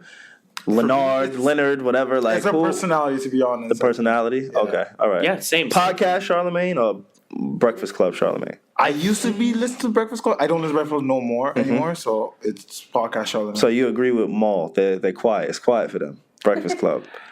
I'm not gonna lie, man. If you don't listen to them, it must be kind of quiet. I was gonna say that earlier. I'm not gonna lie, man. Like, I feel like I don't even listen to the interviews. There's something that's not as there as it was even a few months ago, and maybe it's just maybe it's just a podcast drought. The guest, that shit happens. Oh, you talking about Breakfast Club? Oh, with Breakfast Club? No, you're talking about the podcast. Yeah, but the Brilliant Idiots. I'm still there. Yeah. No, we were talking about the Breakfast Club. Yeah, we were. I'm not feeling their interviews anymore. It feels like I still check. I still check for the interviews. He's holding back. They probably have money on the line now. Got you. Yeah, that's the thing. Was wild. Charlamagne is too big. Before it was like Charlamagne was the wild one. You went there to hear a question. Charlamagne's going to Charlamagne will ask, like, "Did you cheat on your wife?" Yeah. And now it's like he won't ask. He's not there. Okay. Get money for me, I guess I would check for an interview if I'm interested in the individual and the person. Yeah. So now I've reached a point where I'm not watching the interview because it's a Breakfast Club interview. I'm watching the interview because I want to see what. The cast of Superfly has to say. You know what I mean? That's kind of where I'm at with what's the shit with Breakfast Club. Got you. Well, if y'all don't mind, let's do some podcasts though, because I'm a podcast guy. None of my close friends really listen to podcasts. Y'all invested. I'm invested. You said that the energy has shifted on the Brilliant Idiots. I've noticed it too, because I'm a listener. Yeah. Again, I'm a fan. I'm still trying to find my way as well. So I listen to these podcasts every single week. I've noticed that shift as well. I'm glad you noticed that. Charlamagne. So now I'm not. You think he's PC? I don't think he's PC Charlamagne. Yeah, I think it's PC. When Breakfast Club, when Brilliant Idiot started 3 years ago, he didn't have the money he had. He didn't have the money he has right now. A lot of dick talk, a lot of that, a lot of gay segment, and now everybody's like, oh no. Now it's too, I guess it is too PC, but I think That is actually probably the biggest component. Because Schultz is still not PC. Because I was gonna say Schultz is kind of Schultz. Says it's always like, well, I don't want to say. Because what I was gonna say was that I feel like as individuals they're growing too much, and it's impacting their chemistry. Yeah, got you. Because Schultz, like, it's only a matter of time. I give it a year and a half before Schultz is an everyday comedian name. Yeah, I really like 551 was a great. I've never listened to an audio comedic album before. I haven't listened to it, and maybe we should. You should. It's fucking funny. It is. He's hilarious, and I think he deserves that shot. Yeah, like because I like his style of comedy. Exactly. Like, he's hilarious. But as far as Charlemagne, I don't know. I think PC. I don't know. He has 2 kids now. That's probably the right way to put it. I think it is. This is what I was doing. You want to show like I was mature when And it comes as a part of growth. I mean, that's understood. Agreed. But yeah, it's going to impact the product. I think what they really need to do, and I've been one of those fans who's left comments hoping they see it. They see it, yeah. They need wax on every week. They need wax on their show every single week. Yo, wax is any episode wax is on, I'll probably play it again or that's what I'm saying. Like, I'm just dying when he talks. The way that the Joe Budden podcast, obviously they started out with 3 mics. It was Marissa, and then they brought in Maul, whatever, and they brought Parks as like that addition. You know what I'm saying? Like, I think they need to do that with wax. Yes, I think wax would keep them relevant. In that, because they're not fucking with Joe's podcast. Let's know what I mean. I'm gonna rep my set a little bit. They're not. No, we hear the shots every week. Yeah, we hear the shots every week. But as a fan of the Brilliant Idiots, they're at their best when wax is there. And it was one interview they did where wax was there. Normally when they have a guest on, wax isn't on. It was one of the newer ones, right? Yeah, it was one of the newer ones when they included wax with the guest. The guest, I think it was 3 weeks ago. And he thought the guy was a pastor. Yeah. He was gay. Exactly. Yes. They need to keep wax on as a every week mic. They should. And I think that'll keep that organic type of feel to it because the energy has shifted. Charlemagne, he is making too much money. Too much. And it shows. He can say it as many times as he wants. Oh, it doesn't affect me. Oh, I'm this, I'm changing. He has an HBO. It does. You don't get exactly. And there's nothing wrong with wanting to grow. There's a machine behind you that needs to keep your name protected. Exactly. And there's nothing wrong with him wanting to grow. Like, go do what you do. But for the podcast, I think wax, he could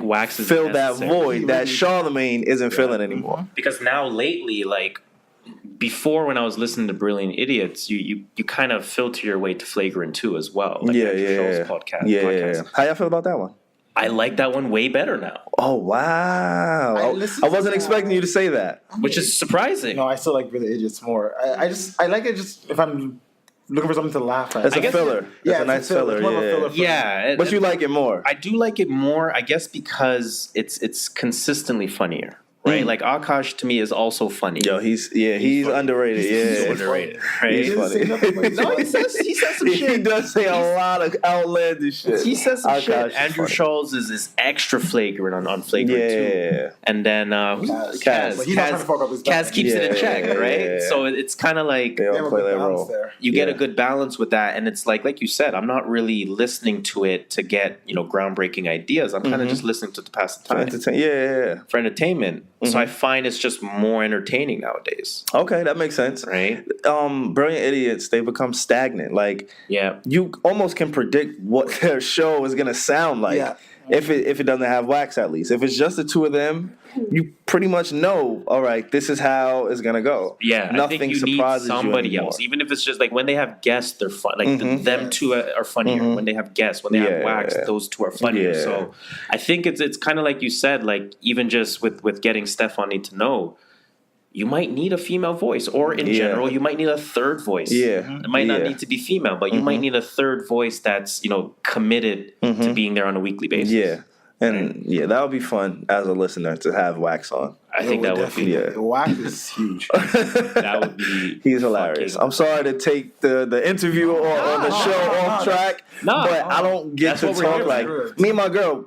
she's the only person I talk to about podcasts. She's the only one I talk to about podcasts. Okay, so I have no way talking. Yeah, so I don't ever get. It's hard to find somebody else that listens to a podcast. Invested. Yeah. Or even if they do, you don't ask people, do you listen to? It's kind of like a secret society. It's like this whole podcast shit. You listen to podcasts like music. You don't just blast it out there. No one knows you're listening to a podcast. You can't just randomly press play. You can't kind of chilling. Yeah. And people look at you weird too when you say, I listen to a podcast. What the fuck is that? If they don't know what a podcast is, unless it's Joe Rogan. Yeah, it's like everyone. Do y'all listen to his? Yeah, I listen to Joe Rogan. Depends. It depends who's on. So I go with based on. Sell it to me, please. So because I want to, because it's so like he has the number one. It's undeniable across all. The first, if I go to categories, he's number one. I think the best way to get you into Joe Rogan's podcast is to think like a podcaster first, right? Okay. So like you said, and like I said, I listen to Charlemagne first as somebody that's studying, then as somebody who's enjoying. Okay. Right? So if you listen to Rogan, at the very least, you're going to learn a lot of shit. So his podcast runs about 3 hours. He's very informative. Not that he's informative. What he's doing is he'll have his questions. I don't even know if they're on paper or not because it doesn't look like they are. He'll have his questions, but he's very good at listening. It's almost like that Oprah type of effect where I'll listen to you and then I'll just ask you a simple question. Oh, why? Why do you feel that way? Got you. Can you explain that a little bit more? Less is more. So exactly, less is more. He really focuses on keeping the discussion long form. And that's something that I try to apply to this as well. I don't want to just be like, oh, Astroworld, what do you think? It's done, it's trash. Okay, let's move on. Yeah. Let's talk more. Is Travis a good fit for good music? What do you think about the good music rollout? Should Kanye try this again? Yeah. Having deeper discussions rather than just that surface topic, right? So with Rogan, it's really good because when he's interviewing somebody else or when he has them on the show as a guest, he's asking them questions as if he's trying to learn. So like when we're talking about some podcast tips earlier on, it's podcast tips that not only we can take away from, but podcast tips where when you're giving those tips away, you're hearing yourself and you're almost taking your own advice. Yeah. Right? Yeah. So with Rogan, it's like, because he's often talking to like psychotherapists and like psychologists and things like that, he has a genuine interest in this stuff. Got you. So he wants to know about it. He wants to talk, and then all of a sudden, it's 3 hours later. I keep saying I'm going to listen to it. I just never. I'm very selective about the episodes, right? Like it's funny. I first got into it because of the MMA stuff. Like he has a really good boxing knowledge, but of course the UFC knowledge that he has. I just enjoy MMA and boxing. So that's actually how I first got into it. Okay. And then it was like, oh shit, he has a psychologist on. Let me hear what that psychologist has to say. Oh, I've probably purchased like 3-4 books.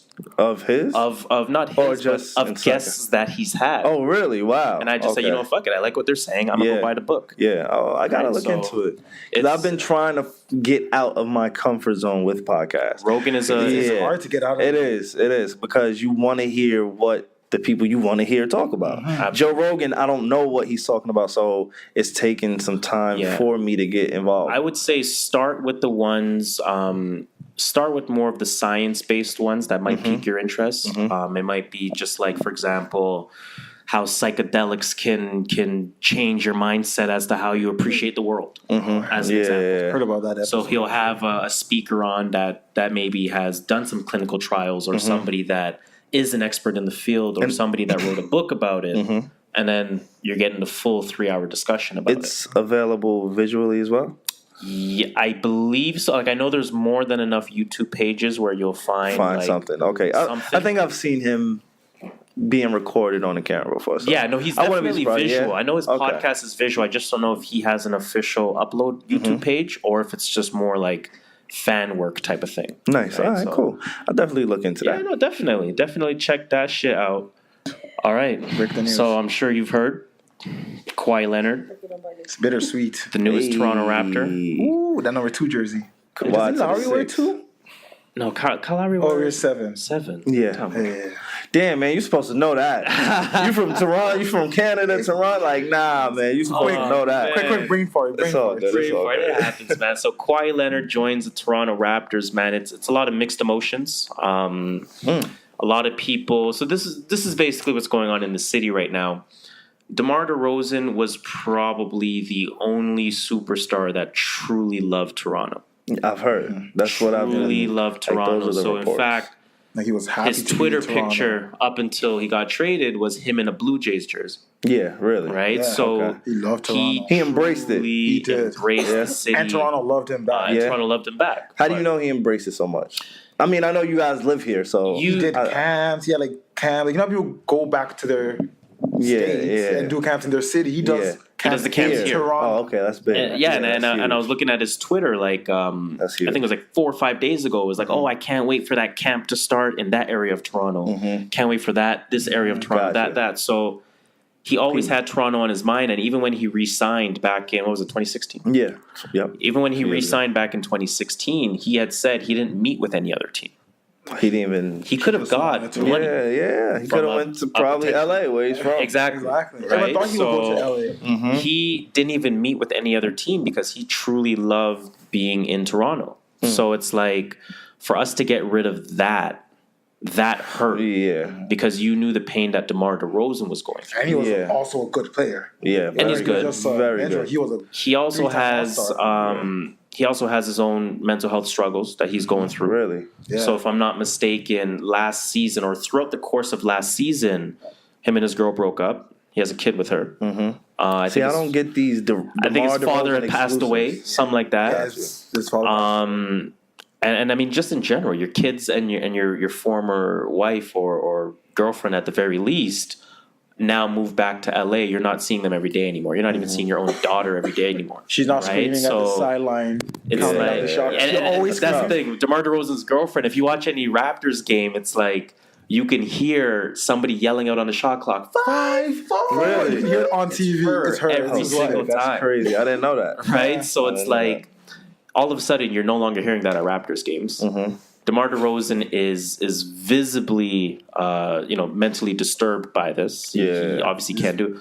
7 hours before the trade, he tweets some shit or Instagram video. On his story. They told him the night before, he was going to get traded in the morning. Oh, they did. That's when he put on his Instagram story that. So he was just like, of course, you can't trust anyone. There's no loyalty. Tough, man. That deleted all of his pictures on Instagram. Like, really? He's hurt. He's hurt. And then even yesterday, he posted the face palm. The face palm. Really? Emoji. Black screen on the Instagram story with a face palm.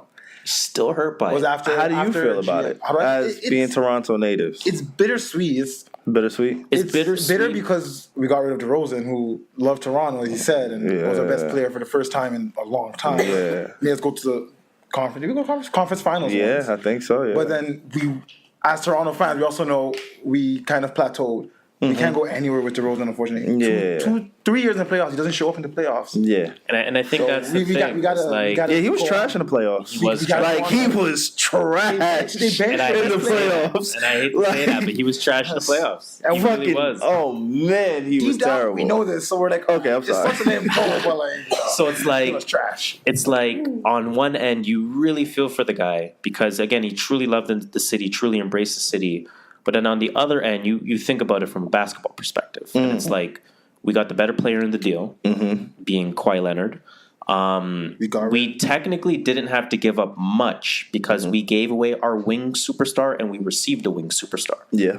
So who else did we give away? We give away Jakob Poeltl, backup center, who's limited offensively. Yeah, he has great defensive IQ, but he's limited offensively. Yeah. And we get Danny Green as a result, who's a true 3-and-D. Yeah. You know what I'm saying? He becomes our second best defender right away. So now when you look at the Raptors roster, whereas last year OG Anunoby is guarding LeBron on his own, which is the league's best player. Yeah. Makes no sense because he was truly our best defender.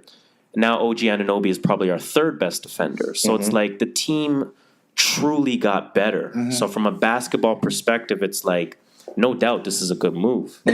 But the personal side of it is like the personal attachment to DeRozan. Yeah, it's like I have a DeRozan jersey, and it's like it hurts. I'm gonna buy one. It's discounted right now. I'm gonna fucking buy one.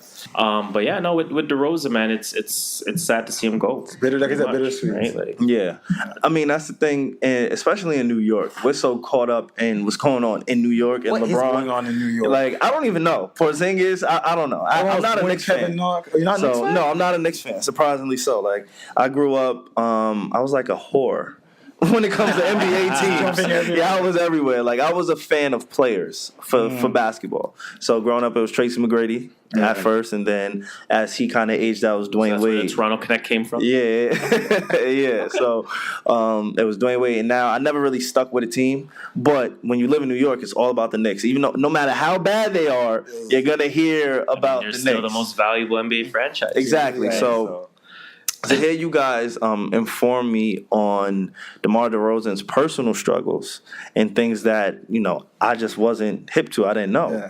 So I guess that makes sense as to why he may have plateaued at some point, or maybe it's a skill thing. I don't know. I'm not a coach or a scout. But you guys getting Kawhi, I think that will help out a little bit more. And LeBron's gone. LeBron is out of here. The beast of the East. Yeah. I think we can go to the finals. Everyone thinks so?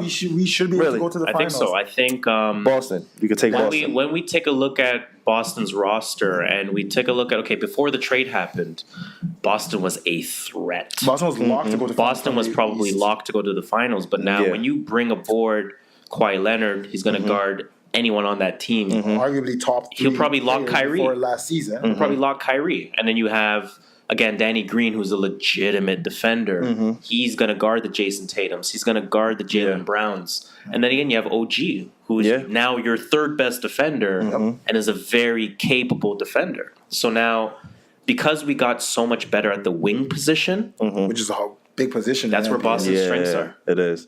Oh, yeah, right? You're Their right. strengths isn't Horford and Marcus Morris. Their strengths are Tatum and then Jaylen Brown. Gordon Hayward. When he comes back. Right? And then there's also that impact where you bring on 2 superstars, and yes, you can be in an unselfish system, but the superstars kind of have to get theirs. Yeah. Brown already said he wants his. Yeah. Well, that's going to be a problem because you're the 4th option on the team. Yeah. Good luck. Going to come off the bench. Good luck. So who's before Kyrie's an option before him? Yeah. Tatum's an option before him. Hayward is an option before him. He's lucky Horford. I'd argue Horford's an option before him. Yeah, he's like 5th option. Right? So then now you're 5th option and you want yours? So I almost feel like you bring 2 superstars back on board, and it's kind of how I feel about Cousins. You can ruin the synergy. It's very possible to ruin the synergy. When we think about even Golden State adding KD, and we said this, was it last week or 2 weeks ago? 2 weeks ago. What I'm talking about with the synergy, right? So I think that when you think about Kevin Durant joining the Warriors, did they become more unbeatable? Yes. But did they become a better team? Arguably, no. Right? So there's times where they start to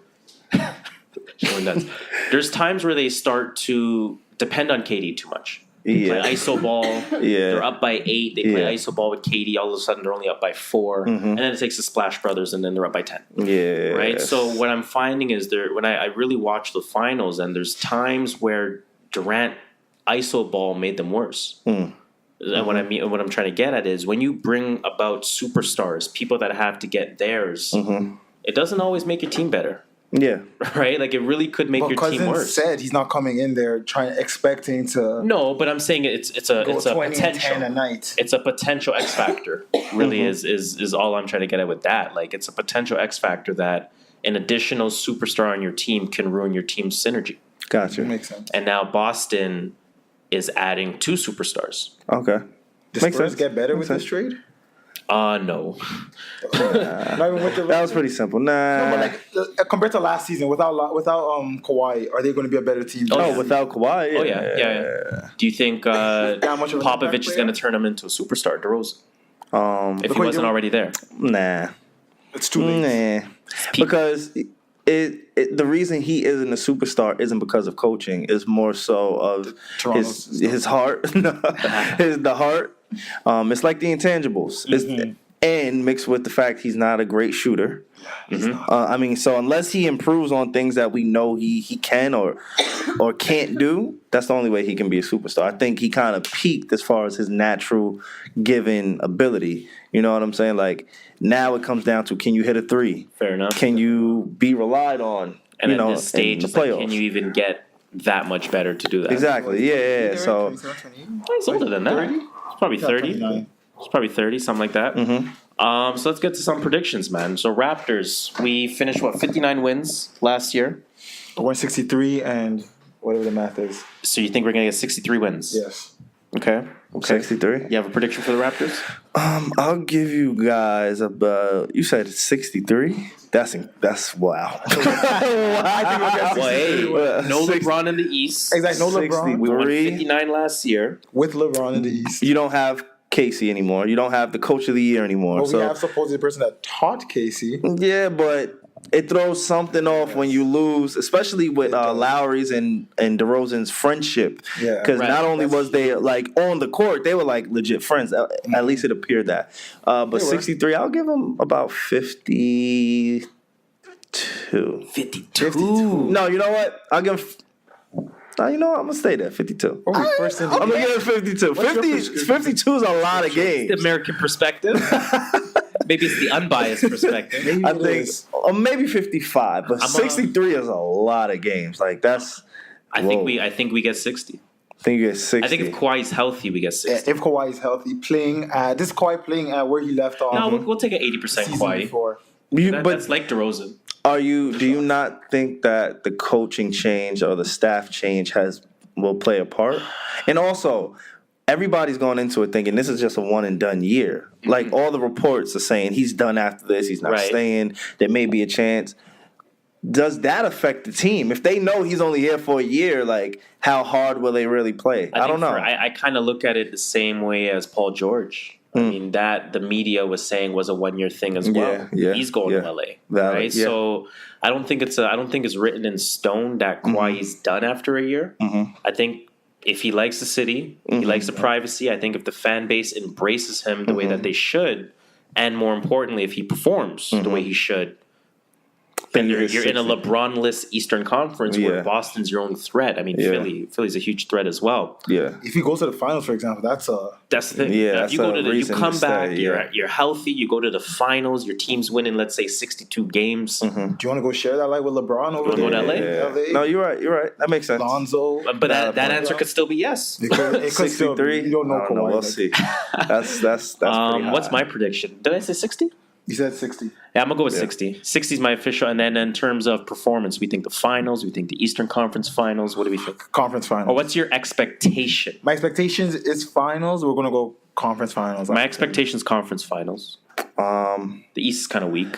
Yeah, I'll give you guys conference finals. At the very least. And then I would say my hope would be finals, but my expectation at that point is Eastern Conference finals. My hope, and this is unbiased, my hope for it would be if they are the best team in the East, if they can challenge whoever is best in the West, I would like to see them go there. If that is the case, you got to see Toronto. That would be nice. Has been a Golden State kryptonite. That'd be nice. That would be an interesting dynamic because now you show Golden State you show them Kawhi Leonard. Yeah.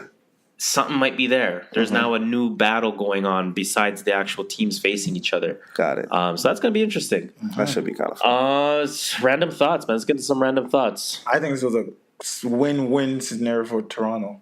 We got rid of DeRozan's contract. Yes. That's 3 years, 27 million that's true. Year. That's true. Now all we have is Kawhi's 1 year, and if we do resign him, worst case, that's another important point. We have enough space to sign another max player. Exactly. So we're not rebuilding from scratch. Worst case scenario, we have Kawhi Leonard for 1 year. And rebuild. And we have cap space for 2019 for a winning franchise. Yeah. Like our rebuild won't be Sacramento rebuild. Exactly. It won't even. I don't even think it'll be a rebuild. I think if we lose Kawhi, it's just which superstar can we plug in to continue. Yeah. Drake plays a big role in that. And Drake plays Drake's as a brand, and he's officially a brand ambassador, right? I'm sure there's a lot of conversations going on with Drake when it comes to freaking just getting people on the team. He got fined. Drake got fined for trying to get KD to come to Toronto. Like that was ever going to happen. He's ambitious, man. You can't be mad at that. You cannot be mad at that. But it's nice out here. Like, I wouldn't want to see why, especially somebody like Kawhi, who doesn't seem to embrace the cameras and the glamour and all that kind of extra stuff. Mm-hmm. Like, this is one of the cities that I've been to that, like, I really enjoy it. Yeah. Like, I really can see myself. You don't see Derozan on TMZ. You don't see Raz on TMZ out there in your face, and we don't know where. We don't care where they live. Exactly. To us, they live in the locker room. Yeah, I could see Kawhi thriving out here. Me too. Yeah. I mean, that's what it is. Pretty much all I got. Anything on your end? No, I'm good. I'm Gucci. All right, so let's get into that crazy Canadian shit then, man. So CCS? As you guys know, hashtag CCS. It's that crazy Canadian shit, guys. It's that what the fuck. It's the eye-raising stories. It's anything that kind of makes you scratch your head. And it's all going on with the Canadian perspective. So this is going to be very interesting because, of course, we got our friend Savon here today. So we're going to give him some crazy Canadian shit. Now, this is actually similar to your, not similar, but it has similar elements to your dishonorable mention. Okay, I like that. Right? So we don't always focus on an individual. Sometimes it's just, what was it, that Vancouver Strata? Yeah. That banned public playing, or whatever the hell it was. We like to have a little fun and end it on a little bit of a Canadian note. So I actually have two pretty funny CCS stories here. Now, the first one being, there's a certain Canadian city. I don't Toronto? know. Do you smoke cigarettes? No. Yeah, I forgot. We're asking you. Do you smoke cigarettes? Nah, I don't smoke anything, honest, except for hookah. Except for the hookah. Otherwise, I'm not going to incriminate myself. But there is a Canadian city that just has completely banned public smoking in general. Wow. Like, completely. I didn't even know that was legal. That's crazy. That I want to get to. I'll say some of the news first. So it's the city of Halifax. So it's a pretty big Canadian city. Yeah. It's out on the east. City of Halifax, where council voted earlier to completely ban smoking in public places unless you have permission to do so. This is not just cigarettes and cigars, but this also applies to vaping and marijuana when it becomes legal too. That's crazy. Yeah. The city vote was 13-3, so it wasn't even close. The city councilors say that it's simple. We don't want you to smoke anywhere where you're not allowed to drink alcohol. Valid point. The police will be able to issue fines anywhere from $25 to $100 if they catch you smoking. That's it. Anyways, a spokesperson for the city said that you can still smoke in your car as long as you, quote unquote, don't become a nuisance. Wow. What do we think about that? Is that wild? Like OD? You're trying to control me too much, or is this like? Can you just ban anything? Yeah, I think that's a little crazy. It's a little much. Yeah, that's a little much. Especially because cigarettes are sold by the government. Yeah, right? Exactly. They make money off it. Highly addictive. You know what I'm saying? Now you're telling someone who's addicted to smoking. I don't think anybody who smokes cigarettes smokes it because, hey, it's cool now. Yeah. I think once you start, you kind of hooked. Especially nowadays, right? You're giving me the drugs. Thing to do anymore. Exactly. You're giving me the drugs, and then you're telling me I'm going to be reprimanded for using the things that you're selling. You know what I'm saying? Crazy. So that's a little messed up. Never thought about the addiction part of it. I never thought about that at all. I mean, because you got to think, like, at work, I don't know how it works here, but at work, you get smoke breaks. Yeah. Like, people really allow you to leave your job to sometimes smoke. I want to be a smoker so I can take an hour off I work. with the guy that smokes and he goes out every hour for 10, 20 minutes. Like, how? Exactly. And that's for smoke. And I was like, okay. And that's primarily due to the addiction of feeling like, yo, I need to smoke a cigarette at this point. Yep. So now you're capping. I don't know. That's crazy. Fuck that shit. And vaping too. Thank God I don't and smoke vaping cigarettes. And marijuana. Did they say the reason behind this? No, it's like the city councilor said. I don't think you should be able to smoke anywhere where you're not allowed to drink. Well, I don't think you should be able to speak anywhere you're not allowed to sleep. Random shit, man. So Halifax is wilding out. Shout out to Halifax. Shout out to Halifax nonetheless if we have any listeners there. If we don't, hopefully we gain some. Don't get arrested for smoking. That's it. And final CCS of the day. Have any of you two ever been real arrested by fake police?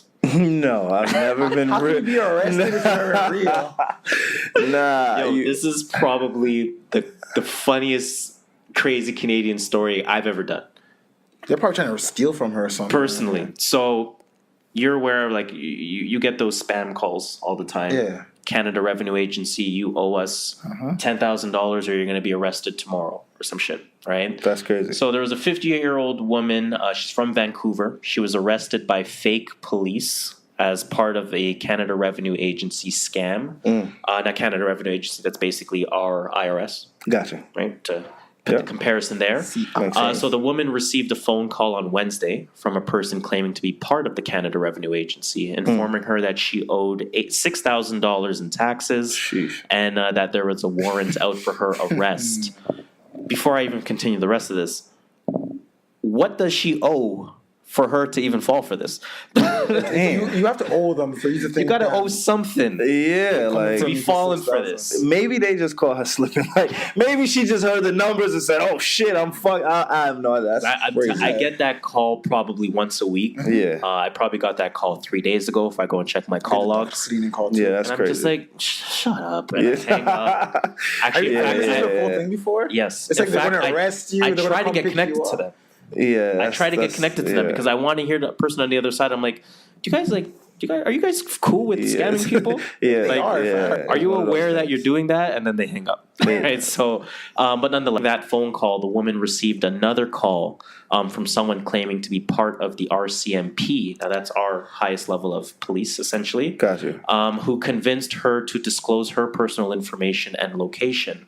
That's when two men dressed as RCMP officers showed up at her door with firearms before handcuffing her, forcing her to the backseat of a sedan.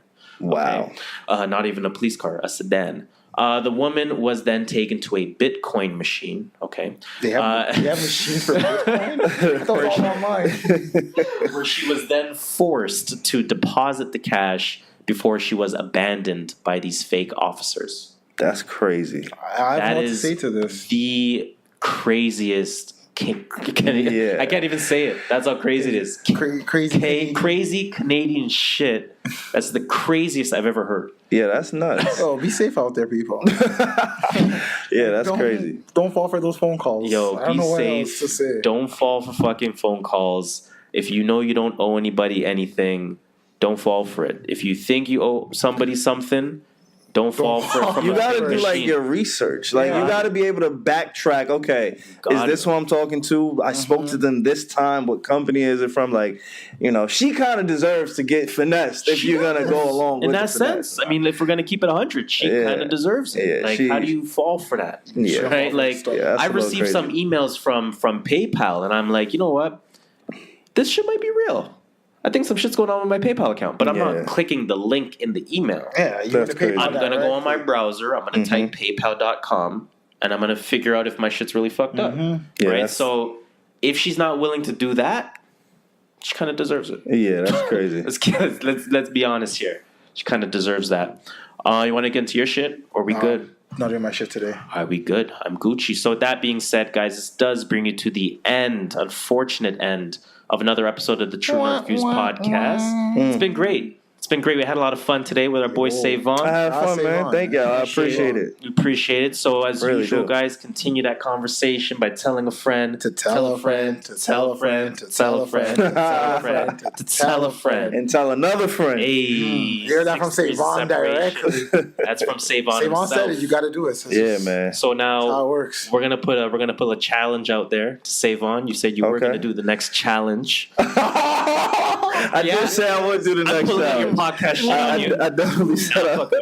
This is not a dance challenge, no worries. Funny. But spread the word. Yeah, no doubt. 6 people. Yeah, no doubt. Challenge them to tell 6 more people. I got you. We definitely will. That's how we spread the word. Definitely will. On the next episode, trust me, I appreciate you guys. I appreciate the support. Again, I know what it's like starting off in the podcast. Like it's not easy. So for you guys to invest in yourselves and to reach out to anybody who's pretty much prominent in the States, you know what I'm saying? Like, and I recognize that you guys are studying. You know what I'm saying? Like, you're putting in all of the works that it takes to get to that. One of the reasons that I actually did come on, and because obviously, you never know. Like, you guys could have wrapped me up and threw me in the fucking river somewhere. I don't know. You never know. Yeah. One of the reasons why I did decide to take the trip is because I identify like your energy. You know what I'm saying? I see you guys are hustling.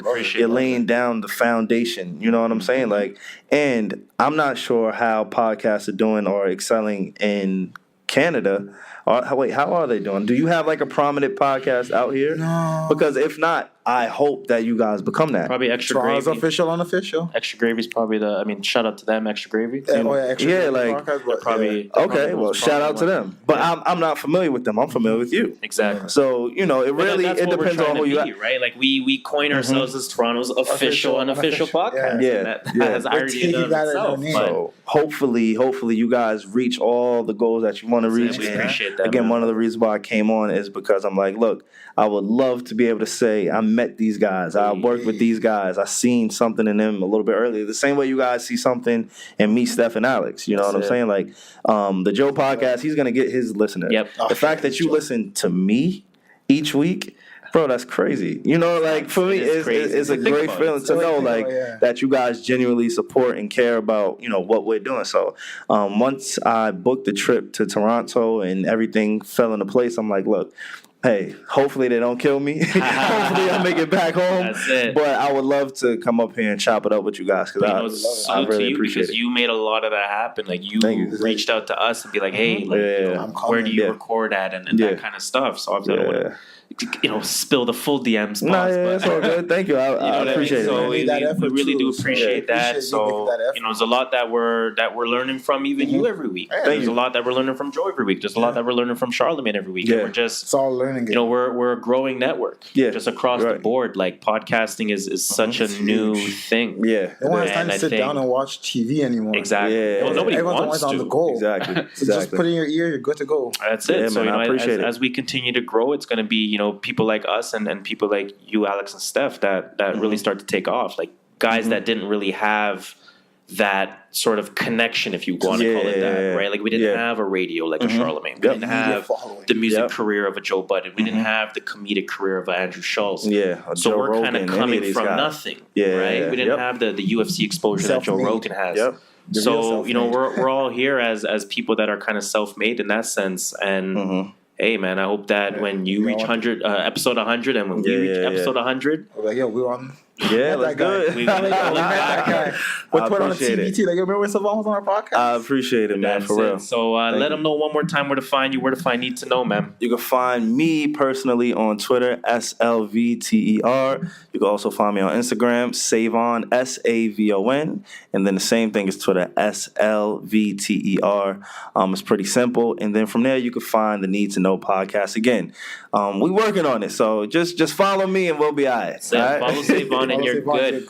And if you ever get confused, it's Savon Slater. But turn the A upside down. It's a V now. I like that. I might have to steal that. You can take it. I ain't Shiggy. I ain't gonna ask for no money. Oh, you wasn't getting that. Don't worry. I ain't have none. I ain't Drake. Let's go. You already know what it is, guys. True North Views Podcast. As usual, I go by the name of Harris. You can call me JustShola. And tell them the number one rule. Watch out for them wastemans. Watch out for the wastemans, guys. So stay warm, stay cool. It's hot out there. Stay dry, because I can't tell if it's going to rain or not. It's been saying it's going to rain. CP24 said it's going to rain for the last... CP24 said it's going to rain, but they lying. But fuck it. It is what it is. It's True North Views Podcast, guys. It's episode 13. Let's get it. 13. That was fun, man. Thank you.